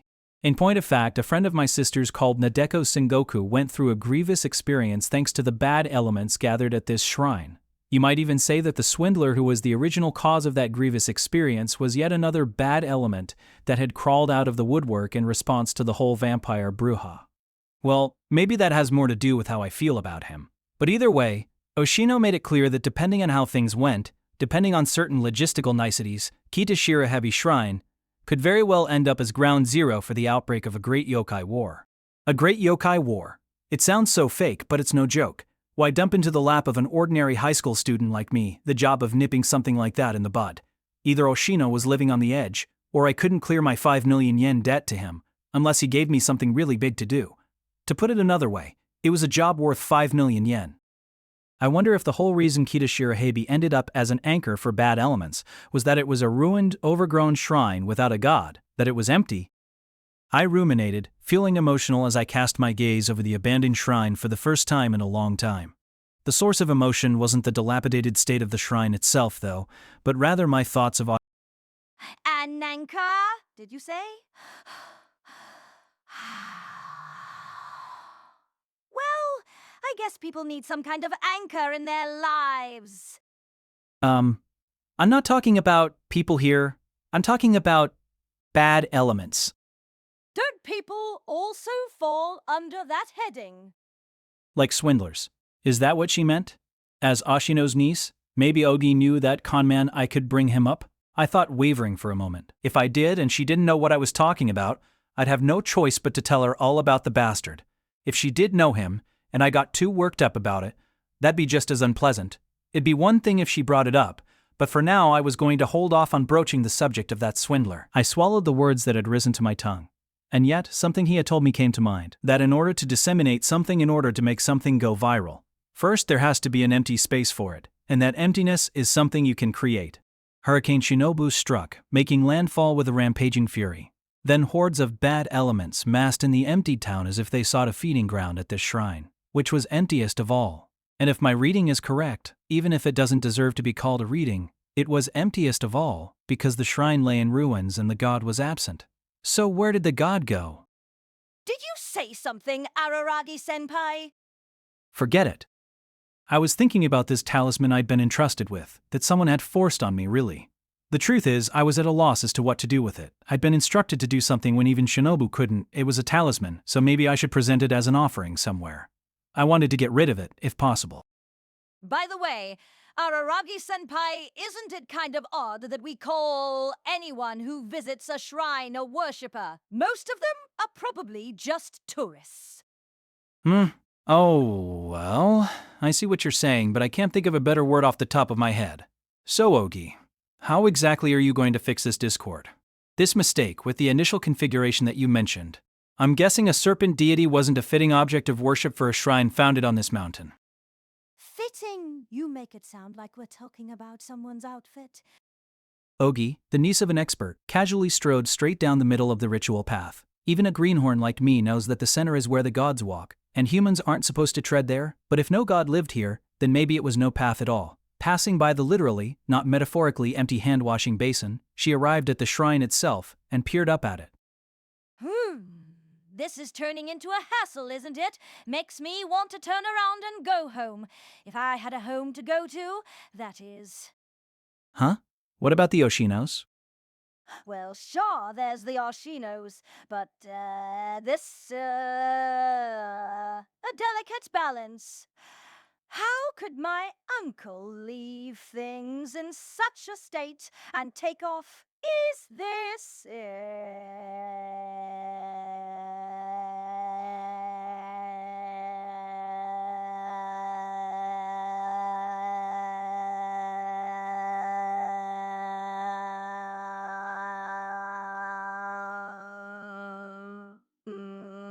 pret at me? Ogi pointed at a talisman that had been pasted to the hall. I say had been pasted, but I was the one who pasted it there. I came to the shrine for that purpose on Oshino's orders, accompanied by Kanbara, and affixed it with essentially no knowledge of what I was doing, certainly in the dark about the talisman's spiritual purpose, so it was blasphemy in a way. But apparently the situation required that the thing be placed there not by an expert, but by someone like Kanbara or myself, fully immersed in that other world and at the same time in the dark about it. So it wasn't entirely out of kindness. In other words, to help me repay my debt, that Ashino handed me an extraordinary job. Climbing a mountain once for 5 million yen. I'm sure this other talisman that's been entrusted to me serves a similar purpose rather than being collateral for a loan, though. It's more like a bad debt. Yeah, that's the one. Ashino sent me to put it there, back in... I'm pretty sure it had been June. Was it already over 4 months since then? It's not exactly something I view with nostalgia, but I'd been reunited with someone from my past, Nadeko Sengoku, thanks to the job Oshino gave me. So in that sense it meant something to me. If it weren't for that chance reunion, we almost certainly wouldn't be hanging out now. Fate can be a funny thing, and it's not just Sengoku that goes for Hanakawa, and Shinogahara, and Hachikuchi, and Kanbar, and Shinoba. Well, it's precarious, but I suppose you managed to maintain the balance. The air in the shrine grounds feels clear. Clear? Yes, hard to imagine it was a hangout for bad elements to gather, if only temporarily. If the grounds of this abandoned shrine were indeed clear at the moment, I had a sense of why that might be, obviously. Since on the last day of summer vacation, Shinobu and I cleared them out ourselves. Did I already tell it? With this, we're good for the next 100 years or so, provided things stay as they are. We'll say it's scattered nicely. It's not why I came here today, though. As she spoke, Ogi did something unbelievable. It was an inarguably bizarre act true. No one had tended to the dilapidated shrine hall for who knows how long, but she suddenly began scaling its wall. What are you doing, Ogi? The actual feel I was going for was more of a shout, "What are you doing, Ogi?" It can be hard to raise your voice when something happens, so it kind of ended up as a regular question. I don't know if her claim to be a bookworm was serious or a joke or what, but in the blink of an eye she clambered up onto the roof of the shrine like a wild animal, like a monkey or a cat. There may have been time to say something, but there wasn't time to stop her. It was quite a feat, and the fact that she was wearing restrictive clothing and the wrong shoes didn't hold her back one bit. Just because she'd made it to the top didn't mean she was safe, though. At the risk of repeating myself, the shrine was dangerously dilapidated with the passage of time. It looked like one good gust of wind was all it would take. The weight of a single person on the roof seemed like more than enough to flatten the building. If she were in an elevator, an alarm would be going off, 100%. But thanks to that derelict state, there were plenty of possible approaches to the ascent, the uneven surface providing plenty of hand and footholds, which is maybe why Ogi was able to clamber up it like a jungle gym. What's wrong? Come on up here with me, please. No, I'm wearing a skirt today, so... As if. Still, however devoted I may be to my juniors, I wasn't ready for something quite so audacious or so active. I don't think I can do it. Sure you can! My oh my! I never thought I'd hear such pitiful words from the man they call the Rising Dragon of Naoitsu. Hi. No one calls me that. What am I? A Shoryuken. Speaking of, I heard that Ryu from Street Fighter writes his name with the character for prosperity. Really? Not the one for dragon? Nope. Ken does use the character for fist, though. At least, that was true back in the day. Maybe it's changed at this point. Which reminds me, Araragi-senpai. She said, not actually looking down at me from her perch atop the roof, but gazing out over the entire town, though I wasn't sure how much of it you could see from up there. This isn't about dragons, but snakes. Do you mind? Go ahead. You want to talk about the serpent deity you're trampling right now? Serpent deities are the best example, sure, but even regular snakes are seen as sacred. Do you happen to know how that came about? How snakes came to be seen as sacred. Well, they do engender a certain amount of dread, but it's true. There's nothing jarring about the idea of a snake god. Why that might be, though, is something I've never really considered. They aren't useful like horses or cattle, say, and they aren't exactly woven into the fabric of our everyday lives. When some other reptile might have served, why do you think it's the snake? Why? Consider the signs of the Chinese zodiac: mouse, ox, tiger, rabbit, dragon, snake. Doesn't that sequence seem kind of unfair? Don't you think the dragon must be a tough act to follow, coming right before the snake like that? Though the snake might be able to eke out a laugh with a line about the dragon having bad breath or something. I'm pretty sure the Chinese zodiac isn't a comedy club. I began craning my neck towards the roof. It's a surprisingly difficult angle at which to speak. Being looked down on by my junior didn't exactly make me want to jump for joy at the very least. But I give up. Why is it? Is there some particular source? A myth about a snake or something? No, though, of course, there are myths involving snakes. A veritable mountain of them. But what I'm asking here is why snakes might be eligible for a leading role. By here? Did she mean the roof? I started thinking, or searching through my memory banks. Hanekawa or Ashino might have mentioned something. Wait, I've got it. Isn't it because the snake is a symbol of immortality or regeneration? Oops, the right answer. Out of the blue. Nodded Oji. She didn't look down at me, so it was hard to know if she was actually nodding or just moving her head to scope out the scenery from a different angle. I guess college hopefuls really are a breed apart.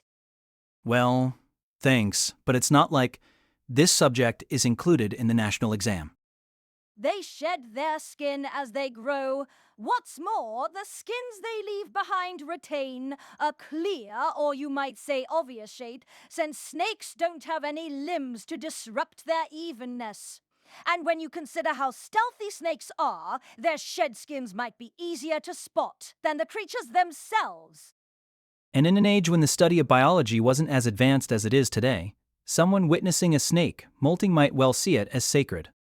Immortality, regeneration, and divinity?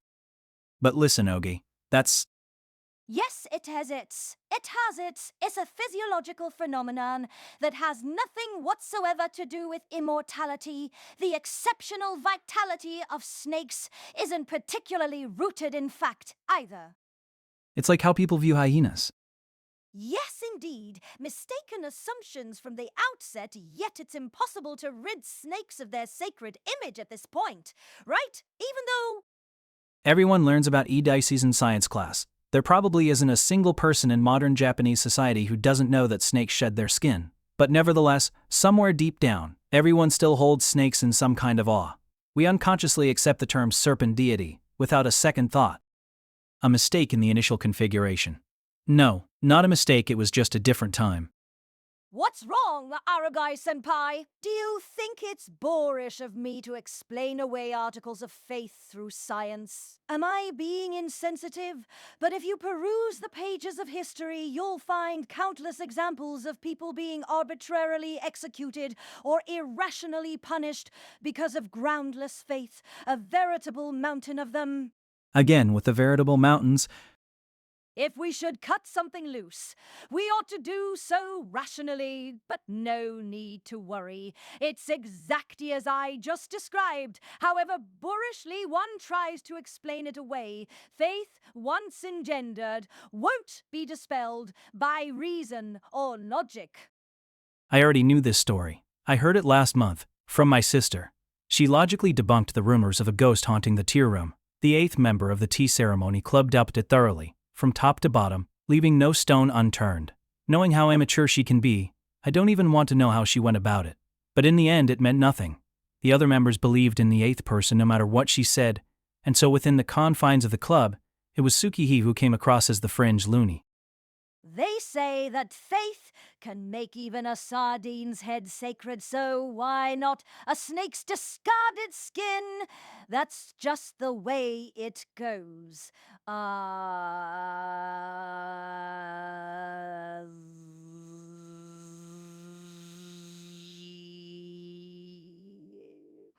A few hundred years of science aren't going to upend thousands, if not tens of thousands of years of instinct etched into our very bodies. That's people for you, always going with their gut. That's human society in a nutshell. But don't you think even that might change someday? If the scientific evidence mounts over hundreds or thousands of years, can't humanity start prizing truth over feeling? Probably, given that much time. Though I sincerely doubt human beings who prize truth over feeling could still be called human qualified Ogi. It seemed that way to me too. That is, I felt the same way. But the future can be considered in the future. After you're dead, Araragi-senpai, I'll go ahead and think about it. Blithely tossing off this pronouncement about living longer, much longer, than me despite my tinge of vampirism, Ogi switched gears. The problem right now is what to do about this place, Kita Shirahebi, where over 1,000 years ago they enshrined a snake that lived for over 1,000 years. Though you might just call it cleaning up after my uncle. What's that supposed to mean? In terms of keeping bad stuff from building up, that's already taken care of, isn't it? Wasn't that chapter over thanks to the errand Kambar and I ran? It isn't over. In fact, it's only just begun. You drop on me what's become a stock phrase.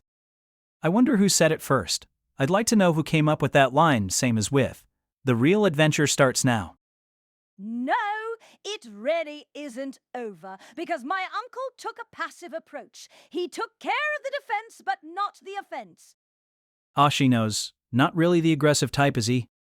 Broadly speaking, my uncle succeeded in dealing with the fallout from Hurricane Kisot Acerolarion Heart Underblade. Striking this town, he prevented a great achievement for him as an expert. But was that enough? Personally, I think my uncle's too soft. He didn't take any steps to deal with the next Heart Underblade level aberration that shows up, did he? The person who entrusted the talisman to me had said something similar. Or rather, said it and then entrusted the talisman to me. But Now that security has been ensured for the time being, I think the next step is to do something about this place itself. Without a hangout, the bad elements won't have anywhere to hang out. well, I see what you're saying. But doesn't that seem like too much for a private individual to handle? If this is about Ashino having to procure the funds to rebuild this shrine? Funding alone isn't gonna cut it. Ideally, this abandoned shrine would be rebuilt from the ground up and turned into a place where a ceaseless stream of faithful came to worship year in and year out. In other words, the cult of the serpent deity needs to be revived. Ha! Ha! But it's just as you say, Araragi-senpai, that's probably impossible for individuals. Just because it's impossible doesn't mean we can give up, though, continued Oji. We can't shirk our duty to correct what needs correcting, even if it's impossible. Don't you think it's wrong not to correct mistakes, even if doing so is meaningless? Well, as someone who's constantly making mistakes in his exam prep workbook, I have no choice but to answer that question with a yes. But the reality is that there are things we can and cannot do. Isn't that reality in its proper form? I can't get behind the idea that a world where anyone could do everything is proper. Nor can I. This is a question of will, a question of my determination to implement an offensive defense. Makes my will seem pretty low-key? Should we get back to the topic at hand? Was there ever one to get back to? I still don't have a clue what you're trying to tell me, Ogi. You said that the fact that this shrine is on this mountain involved a poorly balanced mistake in the initial configuration, but that of all things isn't something a high school girl like you could do anything about. It's not like we're going to move the shrine somewhere else at this point, after all this time. Yes, you're right. This sudden reversal was redolent of her uncle. The conversation never quite turned into an argument. Let me give you a little history lesson, Araragi-senpai. Originally, this shrine Kitashirahebi was in another place altogether. Another place altogether? Yes, it also had a different name back then, but it had to be moved for a reason. To this mountain, it was jammed. Where I'm standing now. If you want a slightly more in-depth explanation of what happened, at that time this mountain was considered highly sacred, and so the shrine was moved here to enjoy the benefits of its great spiritual power. When you say moved here, you mean they established a branch shrine?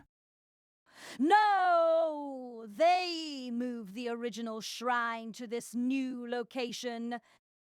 You can do that? Okay, I don't know much about how shrines work, but aren't shrines and temples the kind of things that basically stay in one place? Not necessarily. Sometimes they're forced to move by circumstances beyond their control, like hurricanes, for instance. But that's not what I want to talk about. Huh? Weren't you giving me a history lesson? No. The history is irrelevant. I discussed it, but it wasn't what I wanted to discuss. There's just one question I want you to consider. Araragi-senpai, how did they, by which I mean the people involved with the shrine back when it was in a different location at the time, it had a different name as well. But for the sake of convenience and clarity, let's call it the old Kitashirahebi shrine relocated to the top of this mountain. How? Well, whenever it was, we're talking about a super long time ago, right? Seems unlikely they had the technology to move the entire building as is so. I imagine they took it apart temporarily, then reassembled it at its new location. Smaller things like the offertory box they could probably bring as is. This kind of structure is built without using a single nail. It's probably not all that troublesome to dismantle it. You know, the way you describe it makes it sound like a ship in a bottle.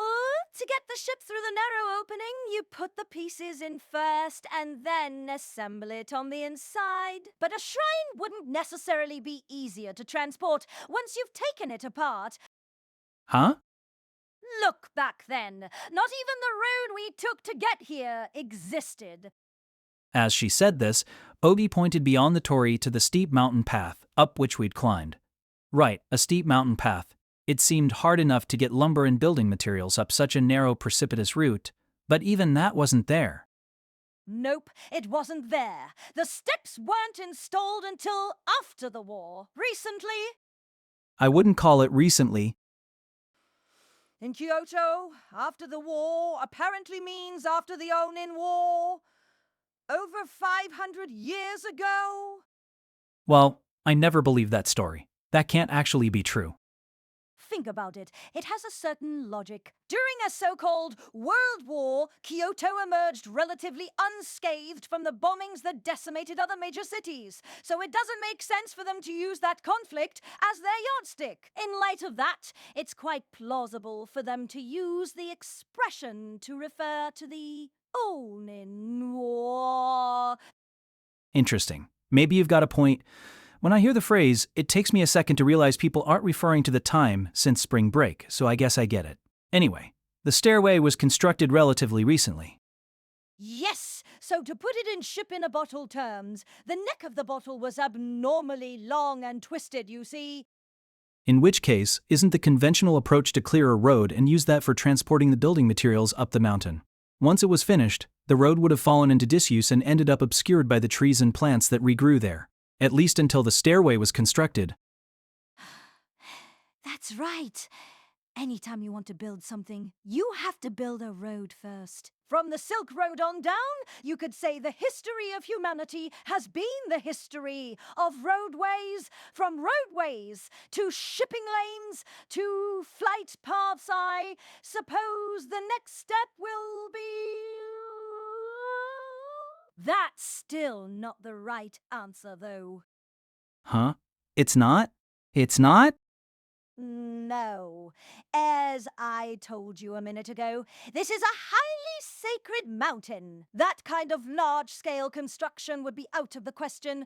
In the course of moving a shrine to the top of it, of course, a minimal amount of building would be inevitable, but doing everything possible to avoid harming the mountain was the humane route. Humane or pious, I suppose. They didn't build a road? Nope, not an artificial one, anyway. Look, we came up that post-war stair, but if we plucked up our grit, we could have made it to the top without it, trekking through the foliage without the benefit of a real path, right? I wonder. If we plucked up our grit, probably. But then I just don't have that much grit, though it might be fine for a Patagonia type like Ogi. Well, the grit of our forebears was nothing to sneeze at, especially when it comes to architecture. They left behind all these unbelievable World Heritage treasures without recourse to Mr. Bulldozer or Miss Crane. I said I couldn't necessarily get behind the idea of a world where absolutely anyone could do literally anything. And yet, once you ignore little things like human rights and labor conditions, people can probably accomplish just about anything. But even so, even on those terms, how would you actualize this shrine's move? I don't know anything about the mountain's great spiritual power at the time, but from a purely architectural standpoint, how would they have moved a building to such a wildly unfavorable location? Are you saying they used some otherworldly skill? Supernatural superpowers or spiritual ones? That really would take some great spiritual power. No, nothing like that. Just plain old human ingenuity. As far as I'm concerned, nothing could be more annoying than that move in a way. It was the whole reason I had to come here, to this town. Kita Shirahebi, what white snake of the north, she muttered, as if something bad had happened to her. Though her expression didn't change, she gave the shrine roof beneath her feet a gratuitous kick. The epilogue, or maybe the punchline of this story. In a truly unexpected turn of events, the person who unraveled the mystery of Kitashirahebi Shrine, the relocation of what Ogi referred to as Old Kitashirahebi Shrine, was none other than my little sister's friend, Nadeko Sengoku. Piece of cake, Big Brother Koyomi. That night, for certain reasons, I'd hauled Nadeko Sengoku into the Araragi precinct for questioning, protective custody, and this is what she told me. That's easy mode. Easy mode? No, whatever the answer turned out to be, transporting a building up to the top of a mountain wouldn't be a piece of cake or easy mode. It wouldn't be a game at all, but maybe it was precisely because Sengoku was a gamer, someone who could see it as a game, that the solution came to her so easily. Sounds like they didn't tackle any large-scale projects, like building a paved road, but as far as I can tell from what you told me, Big Brother Koyomi, they did at least a minimal amount of construction, right? Hun? Yeah. Incidentally, I kept Ogi's name out of it when I asked Sengoku about this, not just her name, but the very fact of her existence. Considering everything that had been going on, I was somehow hesitant to introduce them to each other. I can't deny that I was maybe being overly cautious, or reading too much into things, at any rate. But Sengoku had a right to know what I'd learned about Kita Shirahebe Shrine. She was very much involved with that place after all. So they did do a minimal amount of construction. Meaning? The people who did the construction, the people who were made to ethic chew, aided. Her manner of speaking somehow ended up like Karen's and not Tsukihi's. Maybe it was a question of how influential they were or weren't. Karen influenced easily and Tsukihi was easily influenced. Dash had to at least clear the land on top of the mountain to create space to build the shrine, right? Uh-huh. Well, clearing the land to make space, I guess that's the minimal amount of construction. It's not like that kind of open space would occur naturally in the middle of the mountains. Yeah, and they used the lumber they obtained to build the shrine. Waste-free construction, Sengoku said. Waste-free, minimal. Then they wouldn't need to haul lumber all the way up to the top, right? In other words, they wouldn't need to clear a path for that. They could just pluck up their grit and climb to the summit on whatever path, then lodge there while they were doing the actual construction. Well, you wouldn't necessarily have to lodge there, but since it's a mountain, you've got all the lumber you need without having to transport it from somewhere else. A veritable mountain of it. A while back I employed a falsehood about trees in the back courtyard of Karen's dojo being used to build the dojo itself, but even if it was out of the question to harm such a sacred mountain for no good reason, using the lumber obtained from clearing a space for a shrine to build that very shrine was based in a spirit of keeping things local, or in contemporary terms, it was eco-friendly. Such a simple answer was so clearly true once you heard it, there could be no other possibility if the question Ogi posed had been, how would you build a new shrine on top of a mountain with minimum harm done to the mountain itself? It might have taken me a while, but I probably would have arrived at the same answer eventually. But the question she posed had been, hang on though, Sengoku, we're talking about relocation, not new construction, moving. If you use new lumber to build a new shrine, then isn't that a different shrine? They probably bring along their relish. I mean, their relic. But if you're taking the trouble of moving to a new place, don't you think you'd want a new building anyway? The ship of Theseus. If its pieces are replaced in the course of repeated repairs, until ultimately all the original parts are gone, can you still call it the same ship? I think that's how that one went. So the building was completely replaced, switched out, and only the name was brought along. No. Wait, the name was changed too. Speaking of which, whatever else may change, as long as the faith doesn't, then nothing has, just like how people's feelings don't change in the face of reason. You can try to replace them, but they won't change. Immutable, no. Maybe that idea is exactly what Ogi saw as being problematic. Since, if I was to believe her, relocating the shrine to the top of that mountain had been a mistake. A mistake? No, what matters is the balance. Worshipping a god atop that mountain upset some kind of balance. Speaking of which, Big Brother Koyomi, your quiz made me wonder. It wasn't a quiz. That shrine is all falling apart, but do you think they'll rebuild it at some point? Rebuild? I hadn't thought about it, but if they did rebuild it. Modern times being what they are, I doubt they'd use lumber from the site for the construction, and of course they'd clear a road up to the top. That's how dilapidated the shrine was. Its reconstruction would be welcome, but in that case, what would happen to the balance Ogi was worried about? If a shrine that already had no worshippers, that had no god, were to be rebuilt, renovated, just what new kind of faith would be born there? No, not a new faith, a continuation of an old one. Whatever kind of logic you try to apply, whatever reason you employ, faiths, like aberrations, abide. It would be great if they rebuilt it. If they did, I bet it wouldn't be a hangout for bad elements anymore. I bet by then, Mr. Serpentine, the snake god, would have returned to the shrine. Right, Big Brother Koyomi? Oh, yeah, that'd be really great. Would it? I had no way of knowing, but that's what I told Sengoku. Either way, since a certain point in time, the balance in our town had gone into a one-way nosedive, and I had a bad feeling about where things were headed. No, it wasn't just a bad feeling, a real feeling. The day when I'd have no choice but to use, the talisman entrusted to me by Izuko Gain was perhaps not so far off. For Shinobu Oshino, to speak of a road was once to speak of the road at night, and as supreme ruler of the darkest hours, the night road was the royal road of the immortal king of aberrations. That's all in the past now, of course way in the past, and her current domain consists solely of my shadow, an area not even 10 feet square. I'm pretty sure that's a source of a bit, or a great deal of disgruntlement for Shinobu, but at present I've yet to receive any formal complaints regarding the matter. For those possessed of an absolute confidence in themselves, maybe the amount of property they own isn't actually much of a problem. Well, it might be a problem, but whatever problems might arise, whatever they might lack, as long as they have themselves, they're able to deal with it. Even if they should lose their power, even if they should lose that which defines them, even then, as long as they have themselves. Verily the road at night be no cause for alarm to one such as I. 'Tis rather the noonday road with its blazing orb hanging overhead that presents a danger. She said this to me on the roof of that abandoned building back when she was not a pseudo-vampire, not the dregs of a vampire, nor the shadow of her former self, but a full-fledged vampire. In other words, back when she was still the iron-blooded, hot-blooded, yet cold-blooded vampire known as Kisses-Sot Aceralorian Heartunderblade. A vampire speaking of the risks of the noonday sun well. Yeah, almost too typical. While people like Meme Oshino and that triumvirate of vampire experts were certainly her enemies, never has she had a greater natural enemy than the sun. So the fact that losing her power paradoxically meant she could now walk around in broad daylight must have been something of an unexpected windfall. No, to collect that windfall she'd had to give up something much greater, so it's probably a little weird to talk about it in such positive terms.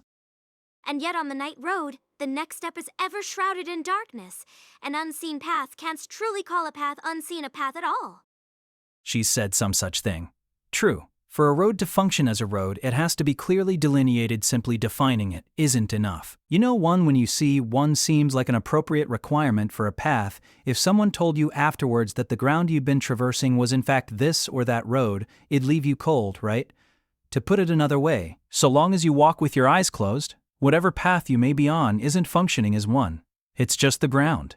It's not a road, no matter how unwavering it might be. That's precisely why the streetlights come on at night, so you don't lose sight of the road, or so you don't encounter aberrations.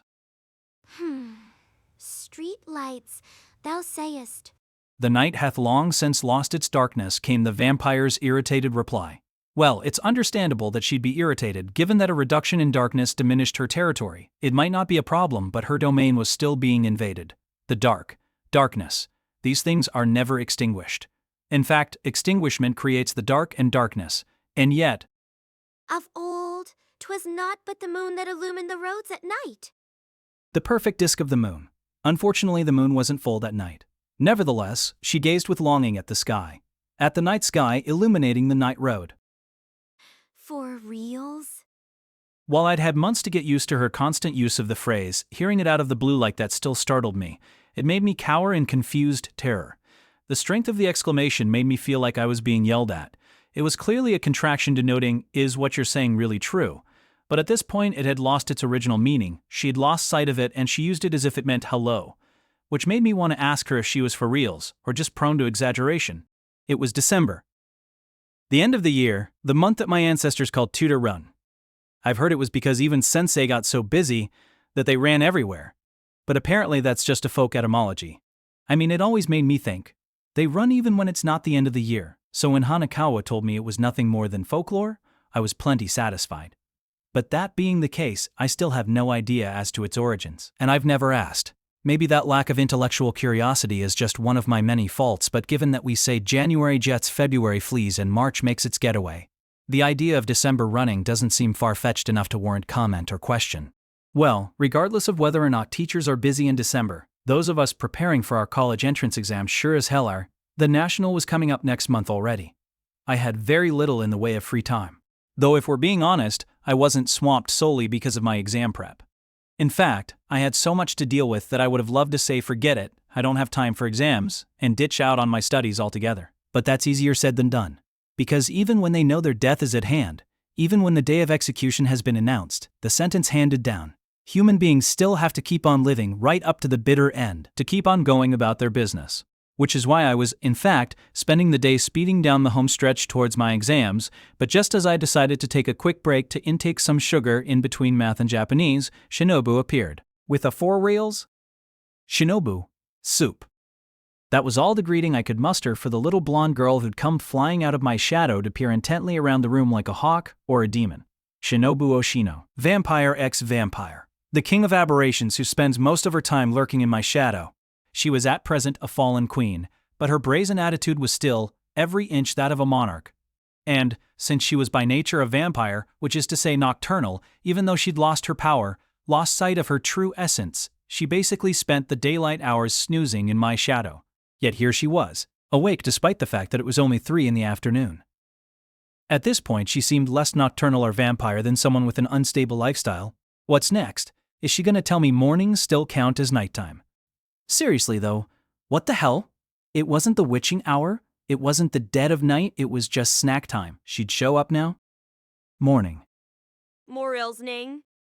A mashup of morning and for reals, neologism in action. Things were going to get really out of hand with this verbal tick of hers if the variations started proliferating. And, after peering intently around the room, she finally looked in my direction. She noticed me, so there thou art. As they say, 'tis truly darkest beneath the lighthouse. Isn't that a good thing for you? Pleased at having been inadvertently likened to a lighthouse, a symbol of height, I returned her stare. Come on, you had trouble finding me? Nay, nay. Shinobu pointed at me. No, not at me, at the tray in my hands. Be that the source of the odor? Yeah. I figured I should replenish my blood sugar while I was taking a break. Resting on the tray I brought up from the kitchen were a plate piled with snacks and a mug filled with black coffee. Did this girl really make the trip out of my shadow just for snack time? Some vampire? The behavior of the royal family is sullying the good name of aberrations everywhere. If there be no cake, I shall resign myself to eating bread. I have spoken. You'll ruin your body that way, you know. And yet I am troubled by how best to treat sweet buns. Be they sweets or be they bread, I cannot say. Tell me, be they staple foods or snacks? Sweet buns are snacks. You can rest easy. And yet sweetbreads are a fitting meal for a vampire indeed, Kakak. Well, the laugh itself was all very picturesque, but it seemed wildly out of place when we were discussing the ontology of dessert with a tray of sweets between us. Now, tell me of these snacks. Be they donuts? They must surely be donuts. There can be no doubt of it. Yeah, they're donuts all right. I wasn't actually as tall as a lighthouse, obviously, but given that Shinobu was currently the height of a little girl, she couldn't see what was on the tray I was holding. With those eyes full of delighted anticipation fixed on me, I was frankly at a loss for words. It's just, if I didn't properly explain what was going on, it could come back and bite me in the... Here's the thing, Shinobu, they're donuts, but... Donuts, ye say? Super... Shinobu reached up with both hands. Just like a child, it was impossible to detect in that action even a hint of the majesty she once possessed. When she seemed almost twice my height, even with both her hands stuck straight up in the air, she can hardly reach my chin these days. I had a premonition that today's sweets would be donuts. Such unerring intuition. Now then, my master, render those donuts unto me, and not a moment too soon. If it were a moment too soon, it wouldn't be snack time yet. Anyway, listen for a second, Shinobu. Stumped as to how to explain things to an enigmatic little girl who ordered her master to render something unto her. I decided that, in this case, a picture was indeed worth 1,000 words. I squatted down to her eye level and placed the tray in question on the floor. Wahoo! Wow. For an instant, Shinobu's excitement reached fever pitch, but her expression quickly turned dubious. Her gaze was fixed on the 5 donuts arranged on the plate atop the tray. My lord. What? What are these? Be they the new line from Mr. Donut? No, Shinobu. These are called handmade donuts. The new line from Mr. Donut, which they hath dubbed handmade donuts? Calling their new product handmade would cast undue suspicion on all their other donuts. No. You must have still been asleep inside my shadow, but Senjogahara just dropped by with these donuts to support the troops. Shinobu looked completely uncomprehending. If this couldn't get across to her, what the hell good was our pairing? Look, I'm saying that she made these donuts in the kitchen at her house, then brought them over to keep me going while I study. I tried slightly altering the wording and explaining again. Apparently, it was going to require a great deal of patience and perseverance to make this clear to her. That is, I'd known it was going to be like this, which was the whole reason I'd planned to eat them all while Shinobu was still asleep, instead of saving them for later. Huh. Hang on a sec. I'm thinking. You're talking totally normally. What happened to your old-timey speech? Hang on a sec, she says. Dress it up a little.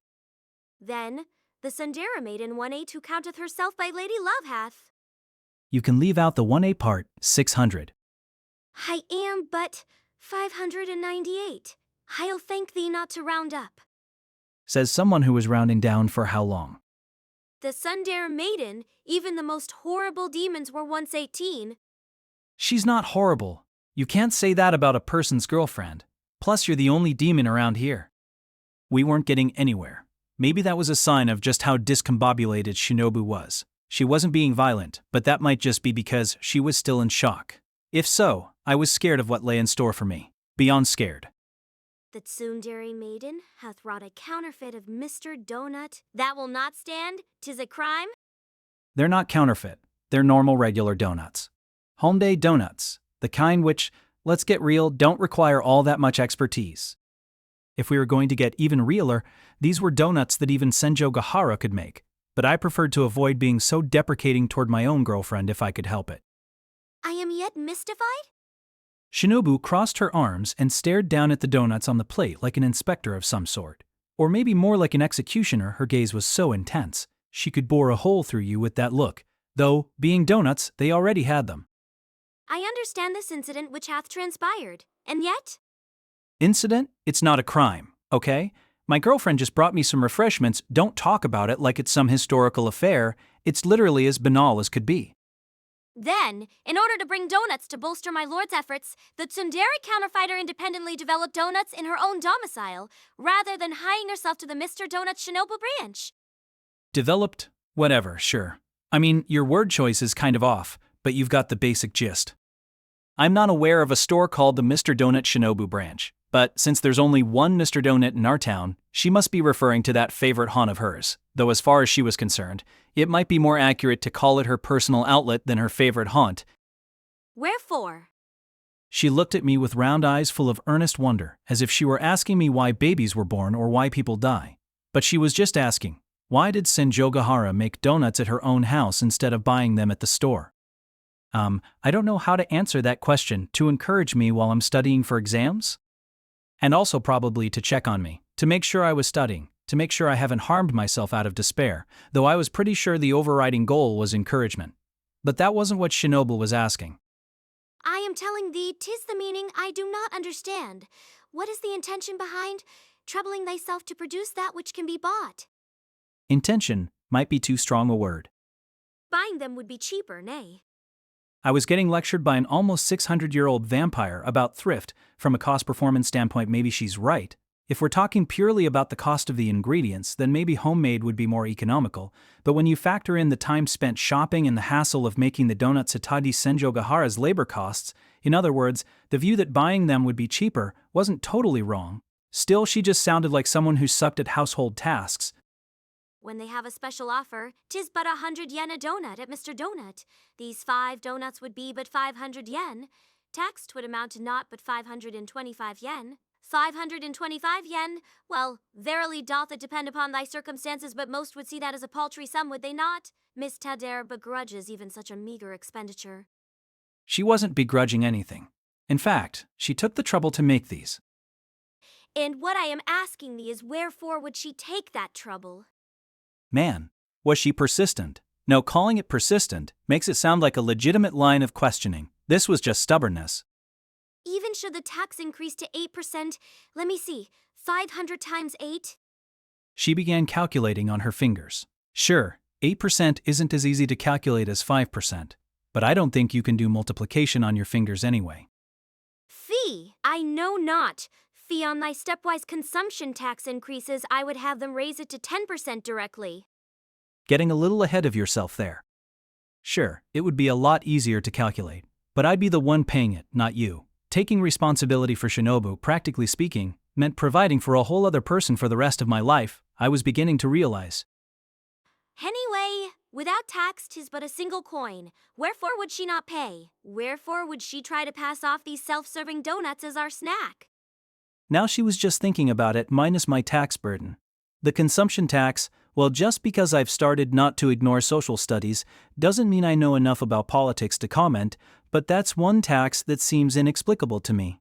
A tax on consuming things, so then, living, just living, has to cost you? But when there isn't a special offer, 1 coin wouldn't be enough even without the tax. Yet do they not have special offers throughout most all the year? I have noted that 'tis in fact the periods without a special offer that seem few and far between. I mean, I don't think that's actually true, but it does seem like that Donnery, that famous chain, is having a 100 yen sale every time I turn around. I'd be curious to tabulate the actual numbers. Speaking of, they were just having a half-off sale, weren't they?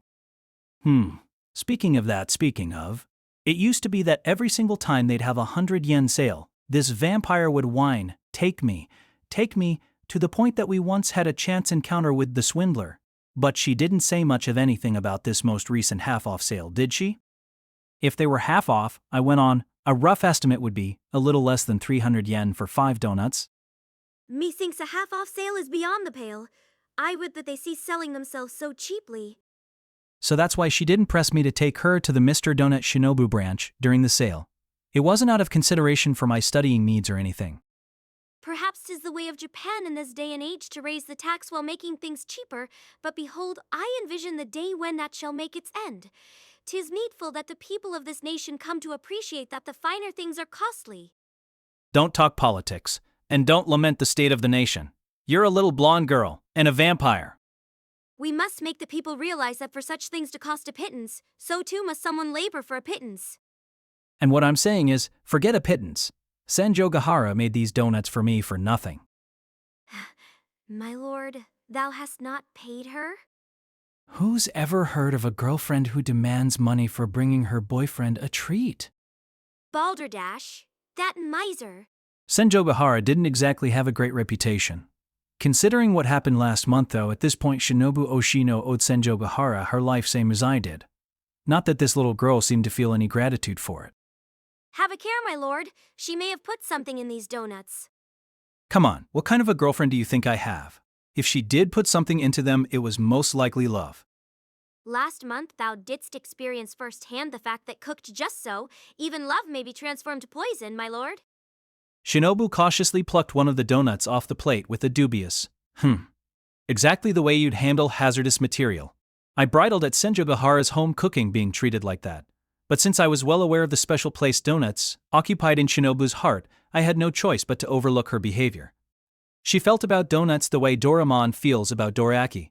I wonder when they first introduced that into the comic. Nothing abnormal about the texture, though like as not that toxic wench's artifice would not reveal itself to the touch. Toxic wench. She retired her acid tongue a while ago. Hath it not re-emerged of late? With another, Shinobu brought the donut right up to her face and inspected it. She seemed to be using her former vampire eyesight to visually confirm that there were no abnormalities on its surface. The only thing she'd be able to see would be the sugar it was coated with. No, in fact, she's been nothing but sweet lately, up to and including bringing me donuts like this.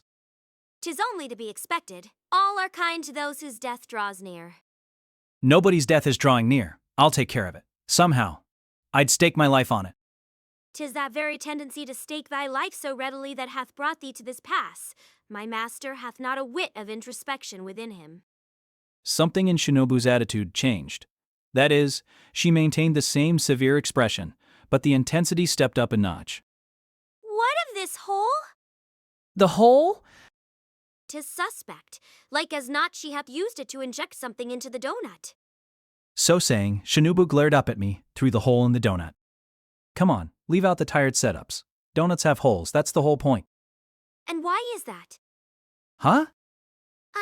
Till now I have accepted that such is their design, ne'er pondering deeply upon the matter. But wherefore do donuts have holes? Is it not merely a waste of potential donuts? This time she stuck her finger through the hole and started spinning the donut like a hula hoop. treating it so cavalierly just because it wasn't from Mr. Donut. I wanted to tell her not to play with her food. I may not be well educated enough to know when Doraemon's love of dorayaki was introduced, but happily I did know why donuts have holes. That is, I just found out today. Mere moments ago, in fact, it was Senjo Gahara who told me. When she came to drop off the donuts, she was kind enough to lay it out for me when I displayed my ignorance by saying, "Man, you must be a real perfectionist to put the holes in them like this." Just to be clear, when I say she was kind enough, I don't mean that sarcastically. She really did explain it in a generous manner that was easy to understand. Shinobu. Donuts with holes in the middle like that are called torus donuts. The hole allows the heat to pass easily and evenly through the whole donut while it's frying.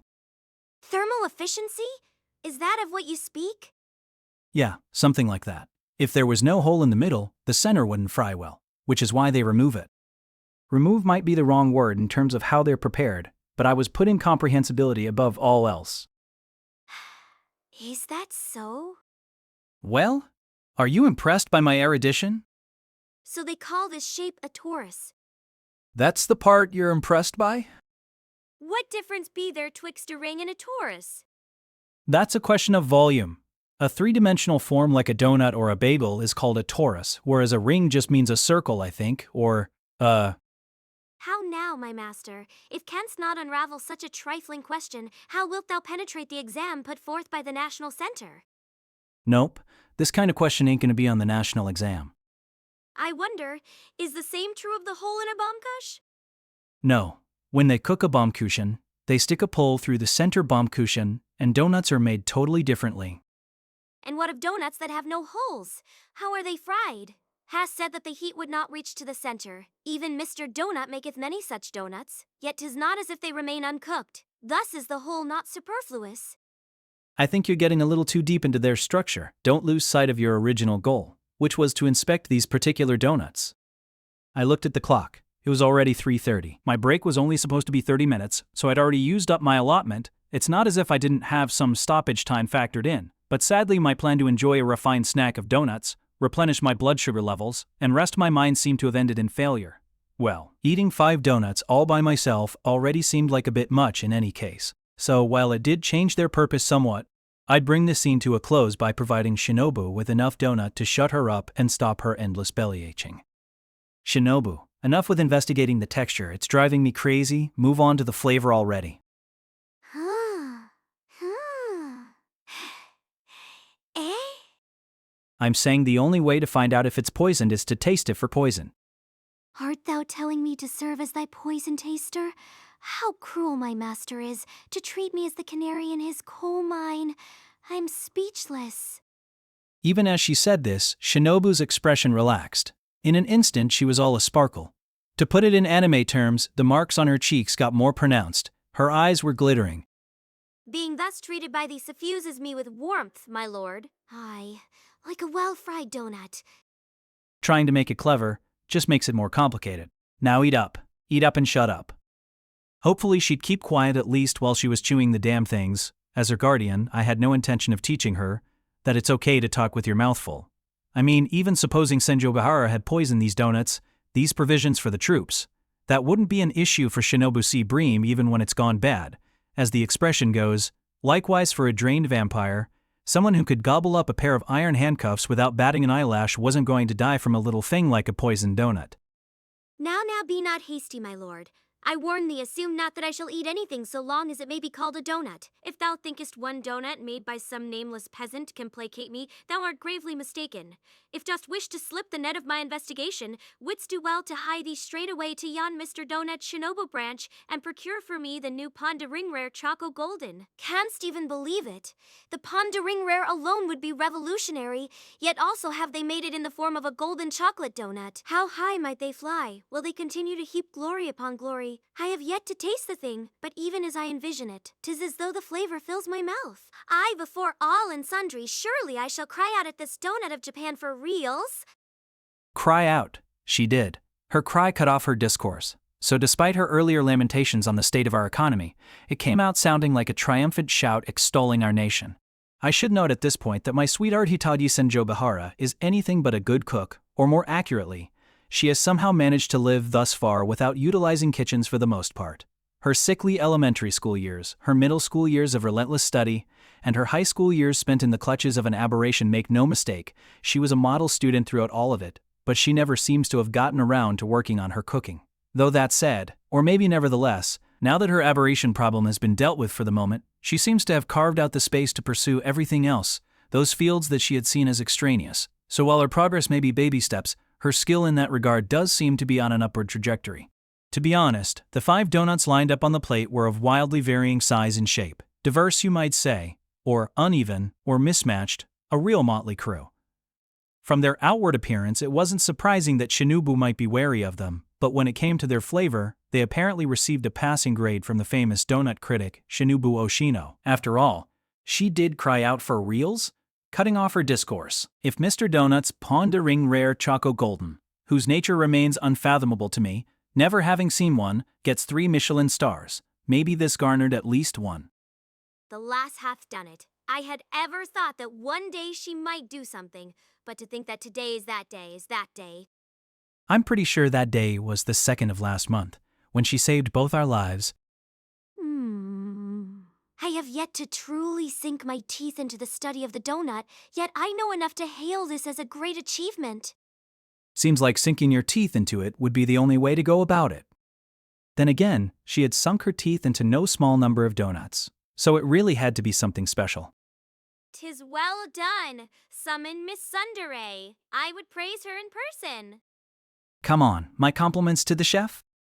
Since we were talking about donuts, strictly speaking, maybe it was her compliments to the pastry chef. Well, naturally they weren't poisoned, but I'd accepted them to savor the sentiment more than the flavor, so I was genuinely pleased to see Shinobu, cream smeared all around her mouth, praising them to the skies like that. Not that I'd done anything myself, of course. But, after having basically avoided contact with Senjogahara this whole time, you can't possibly feel compelled to face her because of some donuts. I wish to apologize to her for having called her Miss Sundere heretofore, even if I cannot yet call her Mr. Donut. I think it meet to dub her Master Donut. That's a hell of a thing to dub someone. Isn't that a little over the top? That's not just high praise, it feels like it's shading into sarcasm given that Senjogahara was still at the adventure begins. Stage with cooking in general, it seemed frankly dubious for this deep-fried pastry alone to receive such a high evaluation. People say that pastries are harder to make than anything on the menu of our so-called 3-square meals. You can't wing it with pastries where the measurements and timing demand a level of precision far surpassing other kinds of cooking. Could that be it? I think I get it. A convincing theory formed in my mind knowing Senjogahara. Something that demands precision might actually be easier for her. Relying on instructions and instruments instead of her own palate, she would be less likely to make a careless mistake. Maybe that was the logic here. And with fried pastries, you can't even taste them until they're basically done. Only the shape rested on the sensibilities of the chef, which explained the chaos in that department.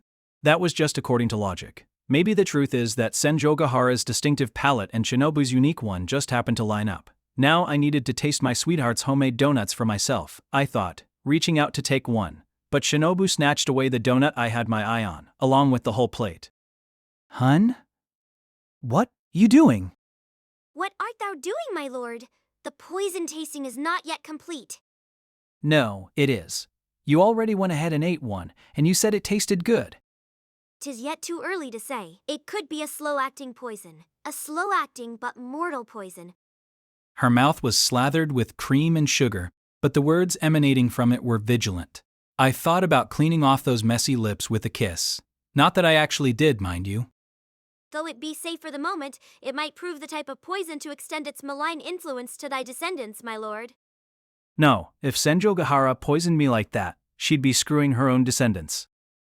Pshaw, be not certain that thy house shall flourish with Miss Sundere. Well, given my current situation, maybe I ought to stop running away from reality and start considering how to save Senjogahara, even if I can't save myself. As for Shinobu, though, it might come down to a double suicide. Hence I shall dig in my heels about continuing the poison inspection. Dig in your heels? Should that be head over heels? Nay, leave the matter entirely in my hands. 4 more samples for comparative analysis should be enough to yield the answer. 4? Shinobu-tan, from what I can see there are exactly 4 donuts left in the clip. Is that so? What a coincidence! just what the doctor ordered. More like made to order. That's how you came up with that number. Now hand over the plate. Impossible. As thy valet, my lord, 'tis my duty to protect thee from even the most insignificant risk. You can't play the valet only when it suits you. Play the valet, hell of a ring to it, especially for something I came up with on the spot. Hand over the plate. I tried saying it again, but Shinobu was clutching the plate to her and showed no signs of letting it go. Well, strictly speaking, she wasn't clutching it to her, she was holding it loosely in one hand, as a ruse naturally. One false move on my part could overturn the entire plate. She'd brought us to an obvious stalemate. If I tried to take it by force, all 4 donuts would end up on the floor, and we'd be left with nothing, having lost her power as a vampire. All she could rely on was her wiles. This is my final warning. Shinobu, hand over that plate right now. Kakek, thou art a poor negotiator, with thine uncompromising attitude, thy single-minded insistence. Give it to me, hand it over. Is that not the very reason that the talisman entrusted to thee by the ringleader of those experts was stolen? Colt. I mean, absolutely. But was that really something to be talking about in the same breath as this tug of war over some donuts? Consider the dire situation that I am in, that you are in, not to mention others around us who've gotten roped in thanks to the theft. If thou hadst acquitted thyself more admirably in that parley, we would not be in such grave circumstance. Thy level of introspection leaves much to be desired. I feel like there's no arguing with anything anyone has to say to me about that case, but at the same time, you're the last person in the world I want to hear it from. Sure, I was careless, but you were pretty goddamn careless yourself. Nay, I speak to thee in all earnestness. In order that such a tragedy not befall thee a second time, my lord, I prithee take heed of the lessons learned from the accumulated days of thy life.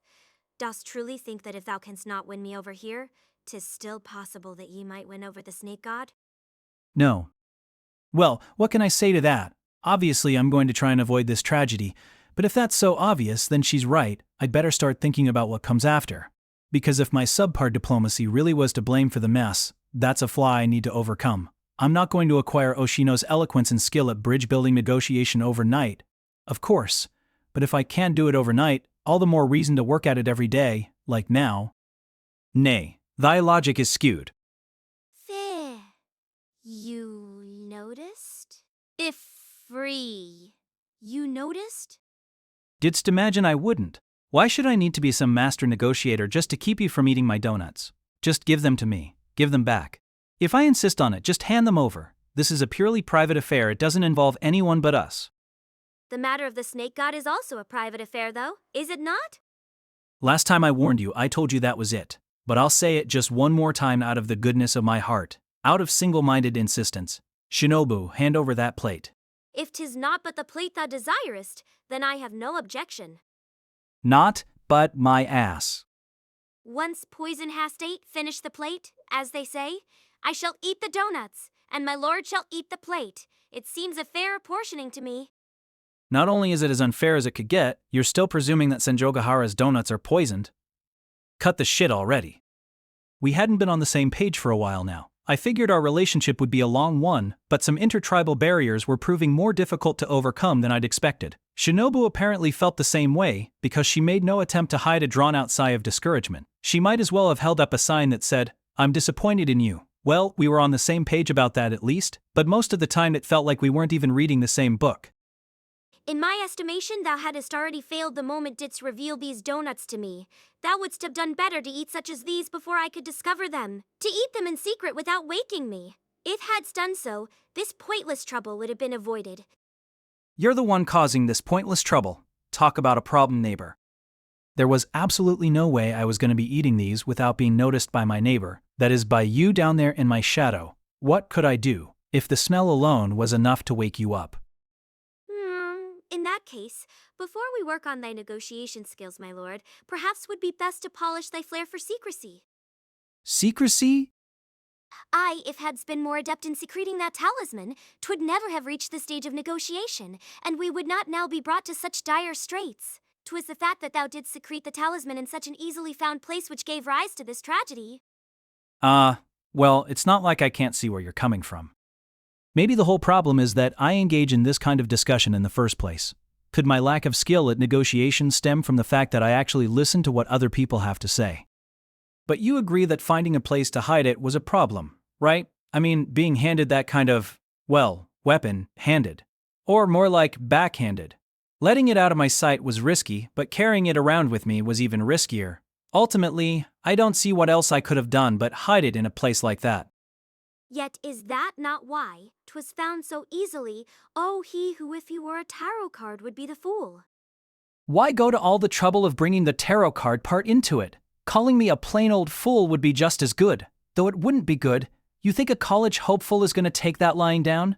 Were I a tarot card, wouldst be the moon. No, I'm pretty sure the tarot deck already has the devil or death or something. Wouldn't that be more like a vampire? I am the moon. The proof lies in the fact that, had it been me, the talisman would have found a fitting hiding place, as would these donuts. Know thou, my lord, that thy present circumstance is entirely of thine own foolish making. Man, she pisses me off. At the same time, if you can't turn a blind eye to your own shortcomings, maybe you don't survive as long as she has. Last time she couldn't do it, she tried to kill herself after all. As for my present circumstances, even if we had to wait and see if our measures against the snake god would pay off, if I didn't resolve the donut issue soon, I was never going to get my exam prep back on track. This was something of a critical moment. Go ahead and tell me then, Shinobu. Forget about the talisman for a sec if it were you. How would you have kept the donut secret? 'Tis difficult to put into words. Easier said than done, they say. But perhaps 'twould instead be easier in this instance to show thee than to tell thee of it. Avail me of but 5 minutes, and I shall make these donuts disappear from before thine eyes like magic. Thou shalt never find them. 5 minutes. No, hang on. 5 minutes is plenty of time for you to eat 4 donuts. It's absolutely against the rules to eat them then say, look, they're gone. And of course it would be against the rules to hide them in my shadow. If I had that kind of method at my disposal, not only would I have been able to hide the talisman, you never would have known about these donuts. Kakak, dost truly think I would be so duplicitous? You? Definitely. Holding Senjo Gahara's donuts hostage was already pretty underhanded. Perhaps I cannot keep all 4 from thee, but 1 or 2 at least I shall hide such that they never be found. What sayest thou, dost fancy a challenge? Canst find in 5 minutes that which I take 5 minutes to hide? The rule shall be that any donuts thou dost not find, I may consume. Should my lord find all 4, it shall be his right to eat all 4. I wasn't wild about the idea of gambling for donuts that were mine to begin with. That is, if she didn't look like a little girl, I'd have an overwhelming urge to smack her, but in order to get back to my exam prep as soon as possible, I had no choice but to go along with it. Alright, I'm in. But let me repeat, eating them doesn't count as hiding them, okay? You can't hide them in your stomach, okay? 'Tis understood, nor shall I hide them in my cleavage. You're a little girl, you don't have cleavage. More likely she'd hide 2 by stuffing her bra with them, though that would still leave 2 more. If you tried it anyway, there would be the problem of how to recover them. I mean, if you eat them behind my back, it'll be too late no matter what I say. Thou hast too little faith in me. Right, here's what we'll do. I'm adding a rule that if you do something illegal, the punishment will be that I stick my hand down your throat and make you throw up. I shall break no rule, so thou mayest invent whatever punishment pleases thee, my lord. But dost intend to eat any donuts that I might throw up? She was acting horrified. Don't look at me that way. I'm your partner in crime.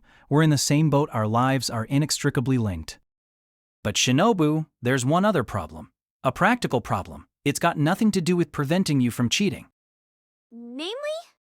You're bound to my shadow, right? So isn't it going to be pretty hard for you to hide something so it's hidden from me?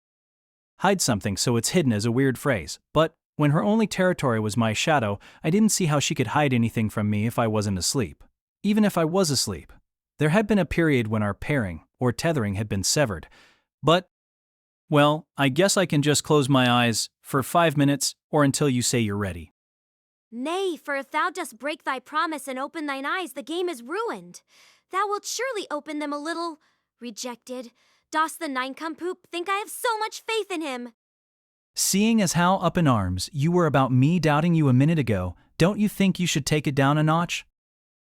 As punishment for such a transgression I shall, let me see, I shall stick my hand into thine eye socket and gouge out thine eye.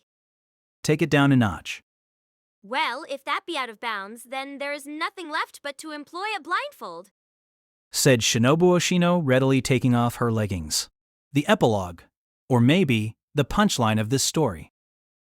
Huh? You're doing what Araragi? No, Hanakawa. The thing is, Any way that anybody slices anything, this is no time for you to be doing that. How can you be playing around with Shinobu? no, I totally agree. That's exactly what I thought. You know perfectly well that you need to be studying for your exams right now, Araragi. That's what you meant? Sure. That too, I guess. Using leggings as a blindfold? Pervert. She let me have it, point blank. Not gonna forget that one anytime soon. Let me explain, Hanakawa. It's not like I wanted to be blindfolded with leggings. Blindfolding me with leggings, stuffing leggings in my mouth, it was all Shinobu. In your mouth? Slip of the tongue. Should have left them stuffed in my mouth. No? Hanakawa. I'm sure there's a whole heap of things you want to lecture me about, but international calls are expensive, aren't they? You probably can't. Don't worry, I can. Oh, well, in that case, there's something I want to ask you. Where do you think Shinobu hid the donut? That's what you want to ask me? Not about my search for Mr. Oshino? We'll get to that later. Amazing. You're quite a guy. Ooh, appealing to my vanity, are we? Your inability to recognize sarcasm is even more amazing. I found 3 of the donuts she hid, but I couldn't find the last one we're talking about, just my room. There are only so many places she could have hidden it. So all I can think of is that she ate it. Though given everything she said, I have a hard time believing she would have broken that rule. That does seem like the most likely possibility, but it sounds like you have faith that she wouldn't cheat, in which case I guess she must have gone with the second most likely possibility. The second most likely? You mean I overlooked something? How come you have faith in Shinobu but not in yourself? If it's me, I'd say the likelihood that you've overlooked something in your own room is pretty low. Araragi. Wow! Your confidence in me is pretty high, Hanakawa. A low likelihood isn't the same thing as high confidence. Harsh Hanakawa is harsh on perverts. No, most people would be. Then what's the second most likely possibility? What happened to the 3 donuts you did find, Araragi? I ate them. That was the deal. Which means that me and Shinobu shared the donuts in a 3-2 ratio. Were they good? Yeah, just like Shinobu said. Is that important? Nope. The flavor is irrelevant. I was just thinking how much I'd like to taste Senjo Gahara's handiwork as a pastry chef, minus 4-1. Huh? It's 4-1, the donut ratio. The sharing ratio. You ate 4 of them, Araragi. No, I only ate 3. The 4th donut was hidden inside one of the other 3, they say. If you want to hide a tree, do it in the forest. But in this case, the tree was hidden inside another tree, so to speak. You said the donuts were all different sizes, right? Then she must have taken the smallest of the 4 remaining ones and hidden it inside the biggest one. Why? But how? Hiding a tree inside another tree? Hiding a tree inside another tree would be impossible without hollowing it out. But you could do it with a fried donut. Since the inside is soft, whatever the outside might be like, all it would take would be a good squeeze. Squeeze. But even if the inside is soft, the outside is hard. Okay, you'd know if someone tried that trick. Not with a tourist donut. Look, Araragi, after Shinobu ate the first one, her face was covered in cream. Isn't that what you said? Which means Senjo Gahara used whipped cream in the donuts. But since they were tourist donuts, it's unlikely that the pastry was completely wrapped around the filling like with curry bread. You know, either the outside was decorated with cream, or the tourist was split horizontally like a bagel, and the cream was put in between the 2 halves. Either scenario would jibe with your testimony about the way Shinobu was holding the donut. The former clashes with your stated testimony that the outside was sprinkled with sugar, however, leaving us with only the latter possibility. Information leaking out of every word I said to her. You're scary, Miss Hanakawa. And if it's the latter, then the donuts were split from the start, so there was no need for Shinobu to deal with the hard exterior at all. The cream probably acted as an adhesive once it was put inside the donut, I imagine. Though all that being said, There's no proof, is there? Since you ate the proof, Araragi. In a certain sense, you could even say that Shinobu hid the donut in your stomach-finished Hanakawa. Is that why Shinobu wouldn't squeal about where she hid the last donut, no matter how much I grilled her? That would be hard to admit, wouldn't it? Both that she had resorted to that kind of trickery to conceal Senjogahara's donut, and that she sat silently by and let me eat it as a means of destroying the evidence. I unconsciously threw a look of reproach at my shadow, but I felt embarrassed. I'd gobbled up the double donut with gusto, not noticing any difference from the other two, never realizing the trick that had been played on me. Maybe that was why Hanakawa asked me about the flavor, and not because she wanted to hear more about her friend Senjogahara's skill as a pastry chef. I don't know, I was struck by the feeling that I needed to refine my own palate before I could say anything about Senjogahara's skill in the kitchen. Sorry, but I think that's bullshit. Bullshit? How come it's not like she broke the rules? Shinobu didn't eat the donut herself, after all.